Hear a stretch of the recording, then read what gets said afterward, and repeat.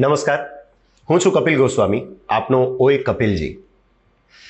આપણે સૌ જાણીએ છીએ કે પૃથ્વી પર વસતા જેટલા પણ જીવો છે એ દરેક જીવ પોતાના સમગ્ર જીવનકાળ દરમિયાન સતત કંઈક ને કંઈક શીખતા રહે છે અને એ શીખવાની સાથે સાથે એ ગ્રો થાય છે. તો એવું કહી શકાય કે શીખવું જે છે એ આપણા જીવનનો એક બહુ મહત્વનો ભાગ છે. હવે વાત જ્યારે શીખવાની આવે તો શિક્ષણની પણ આવે. તો આજના આ એપિસોડમાં તમારી સાથે શિક્ષણ વિશેની, એજ્યુકેશન વિશેની એવી વાતો કરવી છે કે જે સાંભળીને કદાચ તમને આશ્ચર્ય પણ થશે, અફસોસ પણ થશે, દુઃખ થશે, એવી બધી મિશ્ર ફિલિંગ્સ હશે, મિશ્ર લાગણીઓ હશે. અને એ એજ્યુકેશન વિશેની વાત કરવા માટે આપણી સાથે ખૂબ જ ઉમદા વ્યક્તિ ઉપસ્થિત છે કે જે ખૂબ જાણીતા પ્રોફેસર છે, ક્રિએટર છે, કોન્ટેન્ટ રાઇટર છે, રિધમિસ્ટ છે, ખૂબ સારા રીડર એવા કચ્છ યુનિવર્સિટીના મેનેજમેન્ટ ડિપાર્ટમેન્ટના ડૉક્ટર કનિષ્ક શાહ સર. નમસ્કાર સર, આપનું સ્વાગત છે. Thank you very much. Thank you Kapil. Sir, વર્ષોથી શિક્ષણ કાર્ય સાથે આપ સંકળાયેલા છો અને હવે એજ્યુકેશન જે છે એ આપની આસપાસ વણાઈ ગયું છે.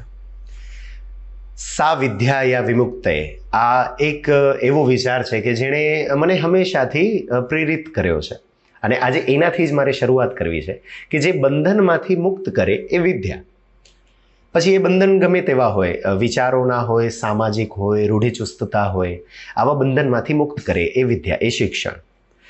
હવે આવું ઘણું બધું સારું સારું લખાયું છે, બોલાયું છે, પહોંચ્યું પણ છે અમારા સુધી, પણ પ્રેક્ટિકલી એ કેટલું સત્ય છે એના વિશેની વાત કરવી છે.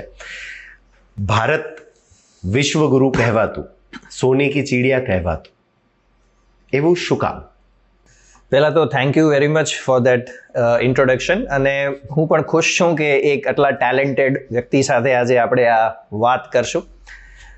નાવ કમિંગ ટુ યોર ક્વેશ્ચન કે ભારતને વિશ્વગુરુ કે સોને કી ચિડિયા શું કામ કહેવાતું, તો આ જો શબ્દ આપણે પકડીએ ને તો વિશ્વગુરુ, અહીંયા ક્યાંય વિશ્વ સત્તા કે મહાસત્તાની વાત નથી. જ્યારે અત્યારે આપણે સાંભળતા હશું કે દરેક દેશને મહાસત્તા થવું છે, તો આપણે તો પહેલા પણ કોઈ દિવસ કોઈ ઉપર સત્તા થોપવાની કે સત્તા કરવાની વાત નથી કરી. આપણે વિશ્વગુરુની જ હંમેશા વાત કરી છે. એટલે એનાથી આપણે ખ્યાલ આવે કે ભારત હંમેશા જ્ઞાનની આસપાસ જ વિચારતું રહ્યું છે.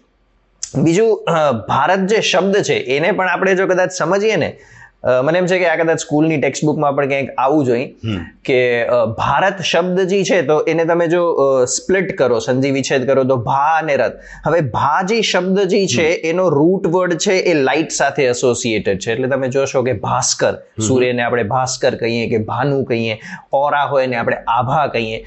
તો ભા હિયર ઇઝ લાઇટ અને લાઇટ રિપ્રેઝેન્ટ્સ નોલેજ બેઝિકલી. અને રથ આપણે ક્યાં યુઝ કરતા હોય કે કોઈ બી વસ્તુમાં કોઈ રમેલો હોય, એનામાં ઓતપ્રોત હોય, કે અવિરત. તો એવા લોકો કે એવો પ્રદેશ કે જ્યાં હંમેશા લોકો જ્ઞાનમાં હંમેશા રચ્યા પચ્યા રહેતા, કે જ્ઞાનમાં ઓતપ્રોત રહેતા, એવી ભૂમિ એને આપણે ભારત કહીએ છીએ. એટલે ભારત હંમેશા જ્ઞાનની નગરી રહ્યું છે અને એને એ ગુરુનો જે સ્ટેટસ છે એ હંમેશા પ્રાપ્ત કર્યો છે. અને એના કારણે એની જે આખી ઇકોનોમી હતી એ પણ એનાથી પ્રભાવિત થતી અને એ ગ્રો થતી. એટલે માત્ર આપણે જ્ઞાનમાં જ સમૃદ્ધ નહોતા, પણ આપણે આર્થિક રીતે પણ ખૂબ જ સમૃદ્ધ હતા. એટલે જે બીજો શબ્દ પ્રયોગ જે તમે પૂછ્યું કે સોને કી ચિડિયા, તો એ પ્રોસ્પેરિટીના માધ્યમથી પણ કહેવામાં આવતું. અને હવે એ ડોક્યુમેન્ટેડ પણ છે કે એક એંગસ મેડિસન નામના બહુ ફેમસ ઓથર છે, એમની એક બુક છે કોન્ટોર્સ ઓફ ધ વર્લ્ડ ઇકોનોમી. એનામાં ડોક્યુમેન્ટેડ છે કે ફર્સ્ટ સેન્ચુરીની શરૂઆત સુધી, એટલે આજથી લગભગ 2000 વર્ષ પહેલાની વાત કરીએ તો આખા વિશ્વની 1/3 ઇકોનોમી એ ભારત હતું. એટલે જસ્ટ ઇમેજિન, આખા વિશ્વની જીડીપીમાં 33% કોન્ટ્રીબ્યુશન ખાલી ભારત કરતું હતું. અને લગભગ 15th સેન્ચુરી સુધી, એટલે 500 વર્ષ પહેલા સુધી પણ આ લગભગ 23% હતું. એટલે 1/4 ઓફ ધ ઇકોનોમી જે છે આખા વિશ્વની, એ માત્ર ભારત કોન્ટ્રીબ્યુટ કરતું. અને જ્યારે અંગ્રેજો ગયા ભારત છોડીને એ 3% આવી ગઈ. તો વિશ્વમાં એ આપણું જે સ્ટેટસ હતું એ બંને વિશ્વ ગુરુ તરીકે અને સોને કી ચિડિયા તરીકે, અને એ બે કનેક્ટેડ એટલા માટે છે કારણ કે એ સમયે આપણા કને એસ્ટ્રોનોમીનું ખૂબ ડેવલપ્ડ સાયન્સ હતું. આપણે ત્યાં સ્થાપત્ય કલા, આર્કિટેક્ચર, મેથેમેટિક્સ, મેડિસિન્સ, ઋતુઓ એ બધાનું આપણે ખ્યાલ હતું, એગ્રીકલ્ચર, ઇરિગેશન, એટલે આ બધા નોલેજને કારણે આપણી ઇકોનોમી પણ એટલી જ સમૃદ્ધ હતી. તો એ બંને વસ્તુ ખૂબ સાચી છે અને એ જે હંમેશા આપણે સંદર્ભ આપતા આવીએ છીએ કે વિશ્વગુરુ કે સોને કી ચિડિયા, તો એ એટલા માટે કહેવામાં આવે છે. જ્ઞાનની દ્રષ્ટિએ પણ આપણે સમૃદ્ધ હતા અને આર્થિક દ્રષ્ટિએ પણ આપણે સમૃદ્ધ હતા. હવે બહુ ભારે હૃદય મારે એ કહેવાનું થાય કે હતા પ્રયોજવું પડે છે. છીએ હજી આપણે અત્યારે નથી કહી શકતા. એક બહુ સરસ વાત આજે મને પણ આજે જાણવા મળી કે એ ભારત શબ્દનો જે અર્થ છે, અને ભા એટલે પ્રકાશ, અને આપણી તો સંસ્કૃતિ પણ કેટલી મહાન છે કે તમસોમાં જ્યોતિર્ગમય, અંધકારથી અજવાસ તરફ મને લઈ જા, એવી પ્રાર્થના આપણે કરેલી છે. તો એ કદાચ એવું પણ હશે કે મને અંધકાર એટલે અજ્ઞાન તરફથી જ્ઞાન પાસે લઈ જા, આ એક પ્રાર્થનાની વાત છે.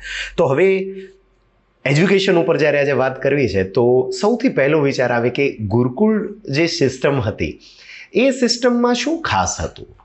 ઓકે, બે પ્રકારની સિસ્ટમ પેરેલલ ચાલતી હતી. એક જેને આપણે કહીએ છીએ કે જે વૈદિક ગુરુકુલ હતા, અને એક બીજી એવી વ્યવસ્થા ચાલતી હતી જે સ્કિલ બેઝડ હતી. એટલે કે તમે માની લો કે ખૂબ સારા પેઇન્ટર છો કે લુહાર છો, તો એ સ્કિલમાં વંશ પરંપરાગત એ સ્કિલ્સ આગળ જતી, અને બીજું એક આખું ફોર્મલ સ્ટ્રક્ચર જેને આપણે ગુરુકુલ કહીએ છીએ એ હતું. અને આપણે હંમેશા સાંભળતા હોઈએ છીએ કે ભારતની જ્ઞાન પ્રણાલી ખૂબ સમૃદ્ધ હતી, પણ જવાબ આપું એના પહેલા ભારતની જ્ઞાન પ્રણાલી કે જેને અત્યારે ઇન્ડિયન નોલેજ સિસ્ટમ કે છે એ શું? તો એ મને એમ છે કે પહેલા આપણે જો એક ખબર હોય તો આઈ થિંક આપણે ગર્વ તો થશે, અને આપણે એ પણ ખબર પડશે કે આપણે જે હતા એ શું કામ હતા. તો આજે ઇન્ડિયન નોલેજ સિસ્ટમ છે ને, એને બ્રોડલી તમે જો ક્લાસિફાય કરો ને તો એને 6 ભાગમાં આપણે ક્લાસિફાય કરી શકીએ. એના સિવાય બી ઘણું બધું હતું, પણ બ્રોડલી આપણે જો આખી ભારતીય જ્ઞાન પરંપરાને આપણે જો સમજવીએ તો એ 6 ભાગ છે. જેનો પહેલો છે શ્રુતિ, જે ને આપણે વેદ તરીકે ઓળખીએ છીએ સામાન્ય ભાષામાં. આ સૌથી oldest known scripture to man છે. શ્રુતિની અંદર વેદ આવે છે.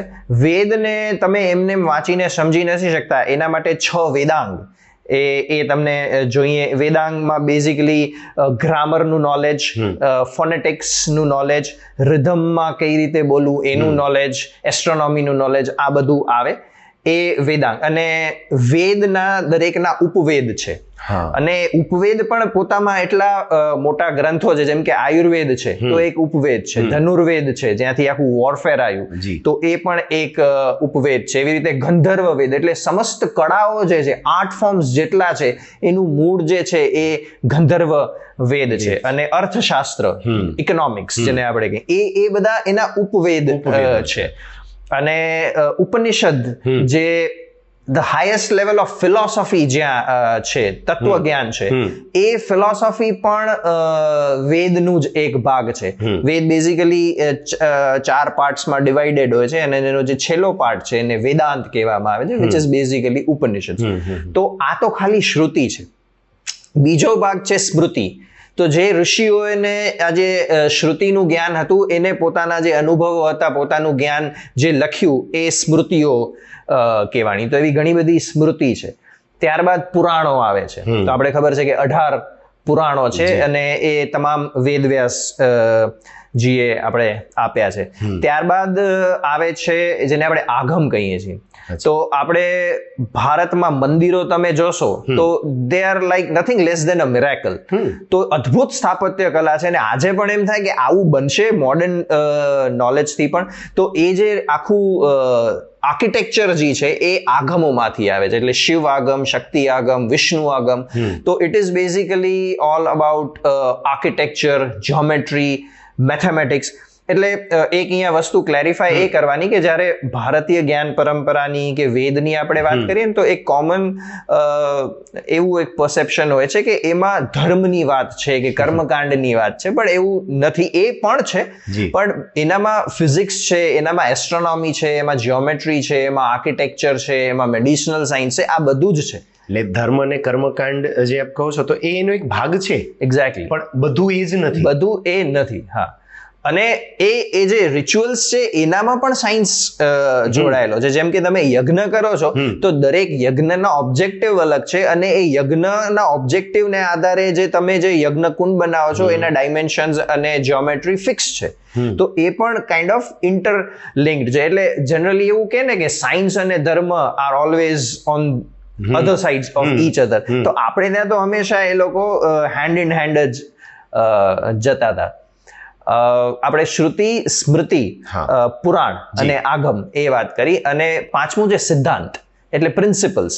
હવે સિદ્ધાંત એટલે કોઈ એક પર્ટિક્યુલર ફિલ્ડ ઓફ નોલેજમાં અમુક સિદ્ધાંતો અમુક ઋષિઓએ આપ્યા. ઋષિ આર સાયન્ટિસ્ટ. આપણે ઋષિ એટલે જનરલી થોડુંક સાધુ જેવું ફિગર મગજમાં આવે, પણ ઋષિ આર બેઝિકલી સાયન્ટિસ્ટ. એનું અર્થ એ થાય સિયર ઓફ થોટ, એટલે વિચારોને જોવાવાળા, ઋષિનું ટ્રાન્સલેશન. તો સિદ્ધાંત છે તો એનામાં એસ્ટ્રોનોમીના સિદ્ધાંત છે કે ફિઝિક્સના સિદ્ધાંત છે, જેમ કે જેના ઉપરથી મોડર્ન એસ્ટ્રોનોમી ખૂબ ડેવલપ થઈ છે ને જેને બેઝ લીધું છે તેઓ સૂર્ય સિદ્ધાંત છે. તો એવા કોસ્મોલોજી અને એસ્ટ્રોનોમીના જ 18 સિદ્ધાંતો છે, અને એવા અલગ અલગ બ્રાન્ચીસના અલગ અલગ સિદ્ધાંત. એટલે 5 થયા. અને છઠ્ઠું છે ઇતિહાસ. ઇતિહાસનો મતલબ જ થાય ઇટ સો હેપન્ડ. અને આપણે ત્યાં 2 ઇતિહાસ છે, રામાયણ અને મહાભારત. તો શ્રુતિ, સ્મૃતિ, આગમ, પુરાણ, સિદ્ધાંત અને ઇતિહાસ, આ 6 ભેગા કરી અને એક બ્રોડ જેને આપણે કહીએ ભારતીય જ્ઞાન પરંપરા છે. અને ઇતિહાસમાં એક વસ્તુ કહીશ કે તમે એક વર્ડ બહુ સાંભળતા હશો, માઇથોલોજી, ઇન્ડિયન માઇથોલોજી. હવે અનફોર્ચ્યુનેટલી તમે બીજા કોઈ માઇથોલોજી તમે નહીં સાંભળો, ઇન્ડિયન જ માઇથોલોજી હશે. હવે માઇથોલોજીનો રૂટ વર્ડ મિથ આવ્યું મિથ્યામાંથી. તો ઇટ ઇઝ લોટ ઓફ, હવે તો ઘણા બધા રિસર્ચ છે. એક બુક છે, ઘણા બધા લોકોને કદાચ વાંચવી જોઈએ, એ છે સાયન્ટિફિક એવિડન્સીસ ઓફ મહાભારત. તો એનામાં ઇટ ઇઝ પ્રૂવન કે આ બધી ઘટનાઓ થયેલી છે. એટલે આપણે હવેથી માઇથોલોજી વર્ડ કોઈ યુઝ કરે, ભલે અજ્ઞાનતાવશ જ કરે, પણ એને કેવું જોઈએ કે આપણો ઇતિહાસ છે, આપણી હિસ્ટ્રી છે, આવું થયું હતું, આ મિથ્યા નથી. This is very much happened on this land. તો આ એક આખી જ્ઞાનની પરંપરા જે છે, જ્ઞાન પરંપરા એ એટલી બ્રોડ છે. હા, એ એટલી બ્રોડ છે. ને આ તો ખાલી એક જસ્ટ આપ્યું. આ દરેક પોતામાં પાછું એક દરિયો છે, અને એક ગ્રંથ લેવો તો એ કદાચ એક જીવન ટૂંકું પડે એનું અધ્યયન કરવામાં. તો આ એટલું મોટું છે. But coming to your question કે હતું, એ જે આપણે વાત કરી, તો એ ખૂબ જ સિસ્ટમેટિકલી આઈ વિલ સે એ કાઢવામાં આવ્યું છે, જેથી કરીને અત્યારે જેમ કે આપણે જે વાતો કરીએ છીએ એ કદાચ આપણે ક્યાંય કોઈ ટેક્સ્ટ બુક્સમાં એનું રેફરન્સ ઇવન સુદ્ધા નથી આવતું. એના ઉપર જ આવવાનો હતો કે ધર્મની વાત કરી અને વિજ્ઞાન સાથે જોડાયેલા ગ્રંથો છે, આપણું જે જ્ઞાન છે એ બધું વિજ્ઞાન સાથે. તો ધર્મ અથવા વિજ્ઞાન નહીં, ધર્મ અને વિજ્ઞાન આ હંમેશાથી રહ્યું છે. પણ ક્યાંક નોલેજના અભાવના કારણે કે સાચું નોલેજ મળ્યું નથી એના કારણે, અથવા તો જે મળ્યું છે એ ખોટું આપવામાં આવ્યું છે એના કારણે, આ બધાના કારણે લોકો એનાથી વિમુખ થઈ ગયા. તો હું મારી નેક્સ્ટ ખાલી એ જ આપણા પાસેથી જાણવું હતું કે ખોટું ક્યાં થવાનું શરૂ થયું અને એવું શું જે નહોતું થવું જોઈતું. ક્રોનોલોજીકલી જો આપણે વાત કરીએ તો આપણી જે જ્ઞાન પરંપરાને આપણે અલગ અલગ ખંડોમાં આપણે વેચી શકીએ. એક તો જેમ વાત કરી કે જે વૈદિક સમય હતો, કે રફલી 5000 યર્સથી આજથી લગભગ 2500 વર્ષ પહેલા સુધીનો સમય છે. અને આ સમયે જે જ્ઞાન જે હતું એ મોસ્ટલી 3 વેઝથી આપણા સુધી પહોંચ્યું છે, હજી એ છે, પણ આઈ ડાઉટ કે કેટલું છે જે ઓરિજિનલ હતું એનું કેટલું હવે છે. બટ અત્યારે આટલા વર્ષોથી આપણી સુધી પહોંચ્યું છે ને, એના 3 બેઝિક મોડ હતા. એક તો ગુરુ શિષ્ય પરંપરા, આપણે ત્યાં હંમેશા ગુરુ શિષ્ય પરંપરાથી આ જ્ઞાન આગળ આવ્યું છે. સેકન્ડ વોઝ હસ્તપ્રત, એટલે કે મેન્યુસ્ક્રિપ્ટ્સ. તો કેટલા બધા હસ્તપ્રતો જે છે એના કારણે જ્ઞાન થોડુંક સચવાયેલું છે. અને થર્ડ જે શિલાલેખ, તમને મંદિરોમાં અને ઘણી બધી જગ્યાએ શિલાલેખો મળે છે. So that is kind of an documentation. તો આ બધું હતું. પછી કેવું થયું કે somewhere around 2000 years ago invaders આવતા ગયા ભારતમાં. ઘણા બધા લોકો આવ્યા, ટર્ક્સ આવ્યા, પછી મુગલ્સ આવ્યા, એરબ્સ થી ઘણા બધા લોકો આવ્યા. તો ઇવેન્ચ્યુઅલી બિકોઝ એ લોકોને આ જગ્યાને રૂલ કરવું હતું, એટલે કોઈ પણ જગ્યાને રૂલ કરવા માટે ત્યાંના લોકો જેના ઉપર ગર્વ કરતા હોય, પહેલા તો એને માનસિક રીતે તમને તોડવા પડે. એટલે અને આપણો જેને કહેવાય કે મેઇન બેકબોન હતો એ આપણી એજ્યુકેશન સિસ્ટમ હતી, ગુરુકુલ સિસ્ટમ હતી. તો unless you break them you can't rule on them. એટલે એ એક આખી પ્રોસેસ શરૂ થઈ. એટલે શેરશાહથી કરીને પછી મોહમ્મદ ગોરી આવ્યા, કે ગઝનવી આવ્યા, કે પછી જે મુગલ્સ બધા આવ્યા. તો સિસ્ટમેટિકલી આનું ફિઝિકલ ફોર્મમાં જ નાશ કરવામાં આવતું હતું. લાઈક એક એક્ઝામ્પલ જે ઘણા બધાને કદાચ ખબર જ હશે કે આપણે ત્યાં ફોર્મલ યુનિવર્સિટીઝ હતી. આજથી લગભગ 1500-2000 વર્ષ પહેલા જ્યારે ફોર્મલ એજ્યુકેશનનો કન્સેપ્ટ દુનિયા કને હજી નહોતો આવ્યો, ત્યારે ત્યાં વેલ એસ્ટાબ્લિશ રેસિડેન્શિયલ યુનિવર્સિટીઝ હતી. First among them was Takshashila, જે હાલના અત્યારે પાકિસ્તાન જે રિજિયન છે એનામાં હતી. અને પછી એ લગભગ 1000 વર્ષ સુધી રહી એ યુનિવર્સિટી. જસ્ટ ઇમેજિન, એનું ટાઈમ સ્પેન 1000 વર્ષ હતું. ત્યારબાદ નાલંદા આવી. હવે આપણે ખબર છે કે બખ્તિયાર ખિલજી જ્યારે એ ભારતમાં આવે છે ત્યારે એ આખું જે કેમ્પસ જે છે બરાબર છે એને બાળી નાખે છે. અને એની લાઇબ્રેરીમાં જ એવું કે છે કે લગભગ 90 લાખ પુસ્તકો, મેન્યુસ્ક્રિપ્ટ્સ હતી. Don't go by the figures, fact check it, કારણ કે એ કદાચ વેરી કરે છે. અને ઘણા લોકો કેવું કહે કે થોડું વિડીયોમાં 90 લાખ નતા, 9 લાખ હતા. તો એ સુધારા વધારા કરવા બેસ, એટલે એ મેટર એ નથી. બટ એક હ્યુજ રિપોઝિટરી ઓફ નોલેજ જે હતી જે બાળી નાખી, અને એ તો પ્રૂફ છે કે એ મહિનાઓ સુધી બળતી રહી. એટલે લાખો પુસ્તકો, જેને આપણે ખાલી પુસ્તકો નહીં કહીએ પણ આપણા નોલેજ, આપણું સ્ટ્રેન્થ કહેશું કે જેના ઉપર આપણે ગર્વ લઈ શકતા હતા, અને જેના કારણે આ લોકો આપણને રૂલ નહોતા કરી શકવાના, એ બધું બહુ સિસ્ટમેટિકલી સળગાવી નાખવામાં આવ્યું કે એનો નાશ જ કરી નાખીએ. એટલે હવે એમની જે તાકાત છે, એમનું જે નોલેજ છે એ એમની પાસે નથી. ફેક્ટ ચેકમાં એટલા માટે ન જઈએ કેમ કે લાખો પુસ્તકો હતા, એ સંખ્યા તો છે જ આપણી પાસે, અને મહિનાઓ સુધી જો એ પુસ્તકો સળગતા રહ્યા તો એ કેટલી બધી સંખ્યામાં હશે.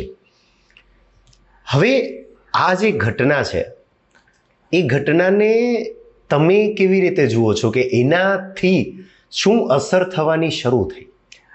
હા, પહેલા તો એક ખાલી લાઇબ્રેરી કે કેમ્પસ બાળ્યું હોત એ પૂરું નહોતું. ત્યાંના આચાર્યોને પણ મારી નાખવામાં આવ્યા છે. એ સમયે ત્યાં લગભગ 10,000 જેટલા વિદ્યાર્થીઓ રહેતા. 1000 કે કદાચ એનાથી વધુ ત્યાં આચાર્યો પણ રહેતા. રેસિડેન્શિયલ હતું. તો માત્ર બુક્સ જ નથી બાળી, માણસોને પણ માર્યા છે કે બાળ્યા છે. તો that was there and it didn't and there. આગળ જતા એવા પણ રેકોર્ડ્સ મળે છે કે આ જ વસ્તુઓ પછી ઓદંતપુરી ને એવી બીજી જે વિશ્વવિદ્યાલયો હતા ત્યાં પણ આવું જ કરવામાં આવ્યું. અને કદાચ આપણા એન્ડથી કોઈ એવું કહેતું હોય તો એમ બની શકે કે વી કેન બી બાયસ, પણ જેટલા જે તમે ક્રોનિકલ્સ વાંચો કે જે ભારતમાં જે ટુરિસ્ટ આવતા, કે હ્યુએન સાંગ છે, કે ઇબ્ન બટુટા છે, કે અલ-બ્રુની છે, તો એ બધાના તમે પણ ડિસ્ક્રિપ્શન કે મેગસ્થનીઝ છે જેને ઇન્ડિકા લખ્યું, તો આમાં પણ તમને ભારતનું એ સમયની જ્ઞાન પરંપરા કેટલી ઉજ્જવળ હતી અને પછી કેમ કેમ થઈ, તો એ તમને ક્યાંક રેફરન્સીસ મળશે. એટલે એક થર્ડ પાર્ટી વ્યૂ પણ એ એસ્ટાબ્લિશ કરે છે. એટલે કેવું થયું કે તમારી જે મેઇન એજ્યુકેશન સિસ્ટમ હતી એને તમે જ્યારે ધ્વસ્ત કરો છો અને આસપાસ ઇનસિક્યોરિટી છે, અરાજકતા છે, તો ઓબ્વિયસલી અને ઘણા બધા ગુરુકુલ્સ પબ્લિક ફંડિંગથી પણ ચાલતા હતા, જે એક બહુ બીજા લોકોને બહુ સ્ટ્રેન્જ લાગે કે કોક તમને રૂપિયા આપે અને તમે ભણો, એ એસ્પેક્ટથી જોઈએ છે. પણ આપણે ત્યાં એવું નહોતું. તો જેમ લૂંટ વધી, બરાબર છે, કારણ કે આ બધા બેઝિકલી તો ઘણું બધું જે અહીંયાનું ધન હતું, બરાબર છે, એ લૂંટવામાં આવતા. આપણે સોમનાથ મંદિરનું પણ ઉદાહરણ ખબર છે. એટલે લૂંટને કારણે ઇકોનોમી ડાઉન ગઈ, લોકો પાસેથી વેલ્થ ઓછી થઈ, એટલે જે ફંડિંગ ગુરુકુલ્સને થતું હતું તો એ નીચું આવ્યું. બીજું, ગુરુકુલ્સમાં છોકરીઓ પણ ભણતી હતી, એટલે એવું બિલકુલ નહોતું કે વૈદિક નોલેજ છે એ પુરુષ પ્રધાન જ હતું, એવું પણ નથી. સ્ત્રીઓના પણ ઉપનયન સંસ્કાર થતા, એ પણ છે. પણ આવી ઇન્સિક્યોરિટી વાળી જ્યારે ફિલિંગ હતી ત્યારે ઓબ્વિયસલી સ્ત્રીઓ બહાર નીકળતા કે ભણવા જતા ડરતી, એટલે થોડી લિટરસી એ લોકોમાં ઓછી આવી, બરાબર છે. પછી આ જે લૂંટફાટ અને જે કુકર્મો બધા વધ્યા હતા એની કદાચ બીકના કારણે એ જવાનું ઓછું થયું. પણ જે અત્યારે આ બધી વાતો થઈ રહી છે કે જેન્ડર ઇક્વાલિટી, સ્ત્રી સશક્તિકરણ, તો એ બધું ઓલરેડી આપણે તો જીવી રહ્યા હતા. Very much. ઇવન ઘણી બધી બ્રહ્મવાદીની સ્ત્રીઓ છે, લોપમુદ્રા છે, ગાર્ગી છે, અપાલા છે, તો આ બધાના તો ઇવન શાસ્ત્રાર્થ થયેલા છે. ઘણા બધા ફેમસ શાસ્ત્રાર્થ થયેલા છે.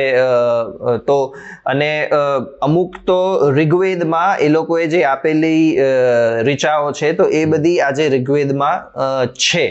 સો yes, it was very much gender equality હતી જ.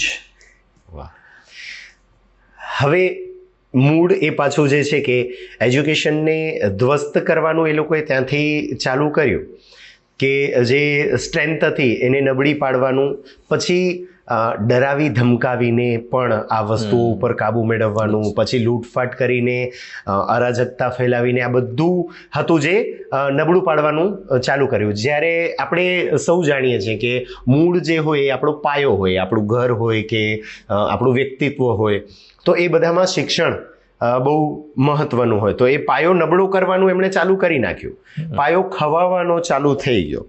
હવે એ જે આક્રાંતાઓ આવ્યા એની અસર શિક્ષણ વ્યવસ્થા ઉપર કેવી પડી? જેમ મેં કીધું કે જે ઇન્સ્ટિટ્યુશન્સ ઓફ નોલેજ જે છે, પેલા તો એ જ સિસ્ટમેટિકલી તોડવામાં આવ્યા, પછી એને જે સપોર્ટ સિસ્ટમ હતી એને પણ તોડવામાં આવી, અને આ ઘણા સમય સુધી ચાલુ રહ્યું. પણ તેમ છતાંય એ ફિઝિકલ ડેમેજ હતા, હું એમ કહું છું. અને એ આપણું જે ખરેખર જે તત્વ હતું એ હજી બહાર નહોતું નીકળી શક્યું, કે એ મારી નતા શક્યા. એકચ્યુઅલ ડેમેજ તો એના પછી થયું. એટલે એ આપ હવે જે બાજુ જઈ રહ્યા છો, કદાચ હું એ ગેસ કરી રહ્યો છું કે ઇંગ્લિશ એજ્યુકેશન સિસ્ટમ એ ક્યારે આવી અને એ લોકો કેમ લાવ્યા, એ શું કામ લાવ્યા? એના થોડાક બેકગ્રાઉન્ડમાં જઈએ તો આખી વસ્તુ આપણે થોડી સમજાય. એટલે હું જે માનું છું, 1498 27 મે, આઈ એમ નોટ શ્યોર, એની આસપાસ છે, you can fact check. This is the day કે જ્યારે વાસ્કો ડી ગામા એ ભારતમાં, કેલિકટમાં પગ મૂક્યો હતો. તો મને એવું લાગે છે કે that was the most black day, જેને એજ્યુકેશનના પોઈન્ટ ઓફ વ્યૂથી કહીએ. કારણ કે એને એ રૂટથી એ ઇન્ડિયા, ભારત પહોંચ્યો, અને ત્યારબાદ આખા યુરોપમાં પછી જે વારાફરતી East India company as a traders આવ્યા અને પછી પોતાની કોલોની અહીંયા કરી. તો એ ઉहाँથી શરૂઆત થઈ હતી. હા, એના ઉપરથી બીજું યાદ આવ્યું કે આપણે બધા સ્કૂલમાં ભણ્યા જશું કે હુ ડિસ્કવર્ડ ઇન્ડિયા. ફટ દઈને બધા કહેશે કે વાસ્કો દી ગામા. હા, તો આમાં મને બે ઓબ્જેક્શન છે. એક તો ફેક્ચ્યુઅલ ઓબ્જેક્શન છે, બીજો મોરલ ઓબ્જેક્શન છે. મોરલ ઓબ્જેક્શન તો એ છે કે ભાઈ કોઈક આવીને આપણે ગોતી ગયું, લાઈક હુ ડિસ્કવર્ડ અસ. તો ભાઈ આપણે તો 5000 વર્ષથી પણ જૂની સભ્યતા છીએ. એ સમયે જ્યાં હજી સભ્યતાઓ પનપી નથી ત્યારે તો આપણે ત્યાં વેદ ઉપનિષદ ને બધા આવી ગયા હતા. તો આપણે કોક આવીને ગોતે, તો ત્યાં સુધી શું આપણો કોઈ અસ્તિત્વ નહોતો. અને કદાચ તમને એવું ભણાવવું છે તો ઓકે ઠીક છે, તમે પોર્ચુગીઝની ટેક્સ્ટ બુક્સમાં તમે ભણાવો. ભારતના છોકરાને એવું કેવું કે સમવન કેમ એન્ડ ડિસ્કવર્ડ અસ, સો એ કેટલું યોગ્ય છે. પછી બીજું અમુક જગ્યાએ થોડું ચેન્જ પણ આવે છે કે he discovered a sea route to India, એમ કે ભાઈ ઇન્ડિયા ડિસ્કવર ના કર્યું પણ સી રૂટ ડિસ્કવર. તો એનામાં if you go in to details તો ભારતનું અને આફ્રિકાનું એ વાસ્કો ડી ગામા ઇન્ડિયા આવ્યો એના પહેલા સી રૂટથી ટ્રેડ ઓલરેડી ચાલુ જ હતું. એટલે એવું નહોતું કે એ રસ્તો કોઈને ખબર જ નથી. ઇનફેક્ટ એક એની પોતાની ડાયરીમાં વાસ્કો ડી ગામા સેઝ કે એ જ્યારે ગોતતો આવે છે તો ઈ મલિંદી, આફ્રિકામાં એક મલિંદી નામની જગ્યામાં ઈ લેન્ડ કરે છે ને ત્યાંના રાજાને ઈ કહે છે કે હું ગોતું છું. તો ઈ એક વ્યક્તિ આપે છે કે okay he will escort you to Bharat, અને ઈ એની મદદથી ભારત પહોંચે છે. અને અમુક રેફરન્સીસ એવા મળે છે કે ઈ વ્યક્તિ જે છે એ કાંજી માલમ હતો, જે બેઝિકલી બિલોંગ્સ ટુ માંડવી. કચ્છનું જે માંડવી છે. યસ. તો એની ડાયરીના રેફરન્સીસ અમારા યુટ્યુબ વિડીયો છે પ્રોજેક્ટ વિદ્યા પર, people can go and search that. એટલે એ આવ્યા એટલે એની પાછળથી બધા યુરોપિયન્સ જે આવ્યા અને ઈસ્ટ ઇન્ડિયા કંપની આવી, અને એમાં એક ટ્રીટી ઓફ ટોર્સેડિલાસ કરીને છે. એટલે એવું હતું કે યુરોપ પોતાનો સામ્રાજ્ય ફેલાવતો જ હતો, કોલોનીઝ ફેલાવતી જ હતી. તો એ સમયે સ્પેન અને પોર્ચુગલ બે સુપર પાવર્સ તરીકે હતા.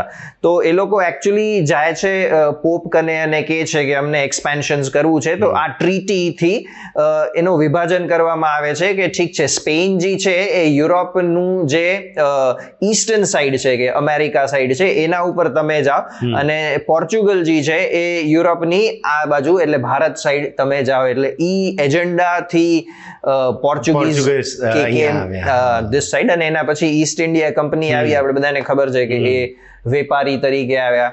પછી જહાંગીરના કોર્ટમાં એને પરમિશન મળે છે, પણ પછી એમના ઇન્ટેન્શન્સ ચેન્જ થયા. આઈ ડોન્ટ નો, એ તો હશે જ કદાચ આવ્યા. હા, ખાલી વેપાર કરવા આવ્યા હોય એવું અત્યારે તો નથી જ લાગી રહ્યું. એટલે કારણ કે at one point of time at least 90% of the world જે છે એ બ્રિટિશ કોલોનીઝ જ હતી, બધી બ્રિટિશ કોલોનીઝ હતી ઇન્ક્લુડિંગ ઇન્ડિયા. એટલે પછી એ લોકો પોલિટિકલ પોતાનું એસ્ટાબ્લિશ પણ અહીંયા કરવામાં આવ્યા, અને બેટલ ઓફ પ્લાસી થી પછી એ લોકો અહીંયા આવી ગયા. હવે જ્યારે અહીંયા આવ્યા and at any given point of time ત્યાંથી કરીને એ લોકો 47માં ગયા. લગભગ એ લોકો 10 લાખથી વધુ ક્યારે ઇન ટોટલ પોપ્યુલેશન નથી, અને we as Indians were 35 crores. તો જસ્ટ ઇમેજિન કે એક વ્યક્તિ રેશિયો ઇઝ 1:3500, મેથેમેટિક્સમાં કદાચ એટલું થાય. તો જસ્ટ ઇમેજિન કરો કે અહીંયા એક વ્યક્તિ ઉભો છે ને એની સામે 3500 વ્યક્તિ છે. તો આની શું કેપેસિટી કે એ કોઈ રીતે ટકી શકે? વેરી લોજિકલી એટલે અંગ્રેજની સામે 3500 ઇન્ડિયન્સ થતા હતા એ રેશિયો. એટલે એ તાકાતની દ્રષ્ટિએ તમે જુઓ તો કોઈ શક્યતા જ નથી કે આટલા લોકો આટલા મોટા દેશ ઉપર સામ્રાજ્ય કરી શકે. અને એક ચાઇનીઝ ફિલોસોફરની બહુ સરસ વાત છે કે fighting the war on the battle field is the most primitive way. એટલે યુદ્ધ ભૂમિ ઉપર લડાઈ કરવી એ તો સૌથી જૂનામાં જૂની રીત છે, પ્રિમિટિવ રીત છે. એટલે એ તો કોઈ રીત જ નથી. સો ધ વોર હેપન્સ હિયર. એટલે એને આઈડિયોલોજીકલ સબવર્ઝન કહેવામાં આવે છે કે તમારી આઈડિયોલોજી એટલે તમારી માનસિકતાને એટલું સબવર્ટ કરી નાખો કે તમે પછી આરામથી રૂલ થઈ શકો. એટલે આઈ થિંક કે એ લોકો જે હતા એ બ્રુટલ તો હતા જ બરાબર છે, પણ એની સાથે શાતિર પણ ખૂબ હતા. ખૂબ લોંગ ટર્મ પ્લાનિંગથી એ લોકોએ સિસ્ટમેટિકલી માઇન્ડસેટ લોકોના ચેન્જ કર્યા. અને the best way to change the mindset of any country is obviously education, શિક્ષા. એટલે એ લોકોએ શિક્ષા વ્યવસ્થાને પકડી. અને અનફોર્ચ્યુનેટલી આપણે એજ્યુકેશન મિનિસ્ટ્રીને એટલી ઇમ્પોર્ટન્સ નથી આપતા, પણ મને એમ છે એને એટલી જ ઇમ્પોર્ટન્સ આપવી જોઈએ જેટલી તમે કદાચ ડિફેન્સને કે હોમ મિનિસ્ટ્રીને કે ફિનાન્સ મિનિસ્ટ્રીને આપો છો. At least history teaches us this. હિસ્ટ્રીમાં લોકો એમ કે હિસ્ટ્રી તો બોરિંગ છે, ફેક્ટ્સ છે, ફિગર્સ છે, બટ હિસ્ટ્રી ટીચીસ અસ કે શું ભૂલો થઈ છે જે આપણે નથી કરવાની, ને શું મહાન કામ થયા છે કે જેના ઉપર આપણે ગર્વ લેવાનો છે. તો આપણે એવું શીખતાય નથી અને ગર્વ લેવા જેવું આપણે કંઈ આપવામાં નથી આવ્યું.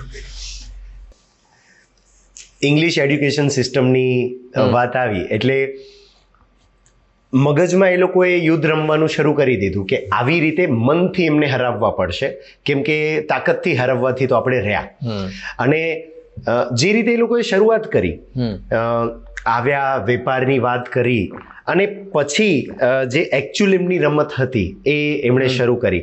તો એજ્યુકેશનમાં કેવા ફેરફાર એ લોકોએ કર્યા અને માનસિકતા કેવી રીતે બદલાવી એના વિશે થોડી વિસ્તૃત માહિતી. હવે એક નામ બહુ આપણે સાંભળતા હોઈએ છીએ કે આપણે અત્યારે જે એજ્યુકેશન સિસ્ટમ ભણીએ છીએ એ મેકોલેઝ એજ્યુકેશન સિસ્ટમ છે. એટલે એ ખૂબ જ ઊંચા દરજાનો ઓફિસર બ્રિટિશ એમ્પાયરનો થોમસ બેબિંગ્ટન મેકોલે. મેકોલેને ખાસ ભારત બોલાવવામાં આવ્યું હતું to research and understand and frame a policy for India. એને આવું નહોતું ઓનેસ્ટલી, પણ એને આવવું પડ્યું because he was offered a very handsome amount of money. જોર જબરદસ્તી એમને મોકલવામાં આવ્યું, ભાઈ તું જા. એ ના આવ્યો તો સારું હતું, but than he came and rest is history. but એ આવે છે and he stays in India અને એ પછી પાછો જાય છે અને ત્યાંની પાર્લિમેન્ટમાં એક સ્પીચ આપે છે જે બહુ infamously known as the minutes of Indian education system by TB. Macaulay. આજે આર્કાઇવ્સમાં મળે જ છે, 9 જ પાનાની છે.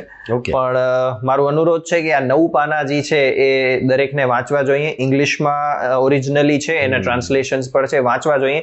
ત્યાં તમને ખ્યાલ આવશે કે એને પોતાના જે વેસ્ટર્ન લિટરેચર ની કેટલું મહિમા મંડન કર્યું છે, કેટલું અભિમાન છે. ચલો ઠીક છે હોય પોતાના દેશનું, બટ આપણા નોલેજ સિસ્ટમ માટે જે એને કીધું છે, તો કદાચ તમે વાંચો અને જો ખરેખર તમે જો એક દેશ તમારા અંદર જીવતું હોય ને, ભારતીય, હા, તો તમે ઈ સામે આવે ને વ્યક્તિ, તો એવું એને એનામાં પોતાની સ્પીચમાં લખ્યું છે. એટલે વર્ડ્સ હેવ પાવર. મારો કહેવાનો મતલબ અહીંયા એ છે કે માત્ર 9 પાના, એમાં પેલા 2 પાના તો પોતાની પૂર્વ એક ભૂમિકા બાંધે છે ને, then the actual his gist starts from the 3rd page. એટલે ટેકનિકલી 7 પાના જે છે એને ત્યાં જે કીધા ઊભા અને પછી જે એક્ટ, ઇંગ્લિશ એજ્યુકેશન એક્ટ જે પસાર થયો, જે વિલિયમ બેન્ટિક્ટે પાડ્યો, એમાં એનો મેઇન જે ઓબ્જેક્શન હતો ને એ હતું કે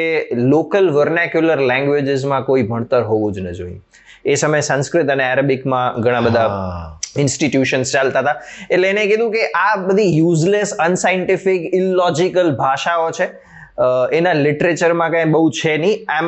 હું મારા મનથી કઈ નથી કહેતો, આઈ એમ કોટિંગ ધેટ.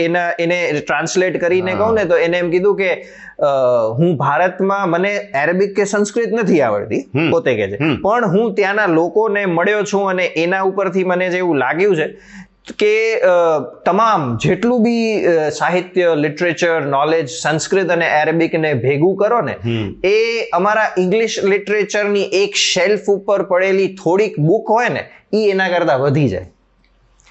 એવું એનું પોતાના વાક્યમાં કેવું છે. અને આ જે નોલેજ જે છે એ તમને સુપરસ્ટિશિયસ બનાવે છે, આ અનસાયન્ટિફિક છે, આ ઇલોજિકલ છે, આ ભણીને લોકોને કોઈ લાઇવલીહુડ નહીં મળે અને આવું બધું છે. એટલે આ વિથ ઇમિડિયેટ ઇફેક્ટ બ્રિટિશ એમ્પાયરે અત્યાર સુધી ફંડિંગ થતું હતું કે જે લોકો ભણતા એને સ્ટાઇફન્ડ આપવામાં આવતું, તો કે સૌથી પહેલું તો આપ બંધ કરો, એ કે આ ભાષાઓમાં હોવું જ ન જોઈએ.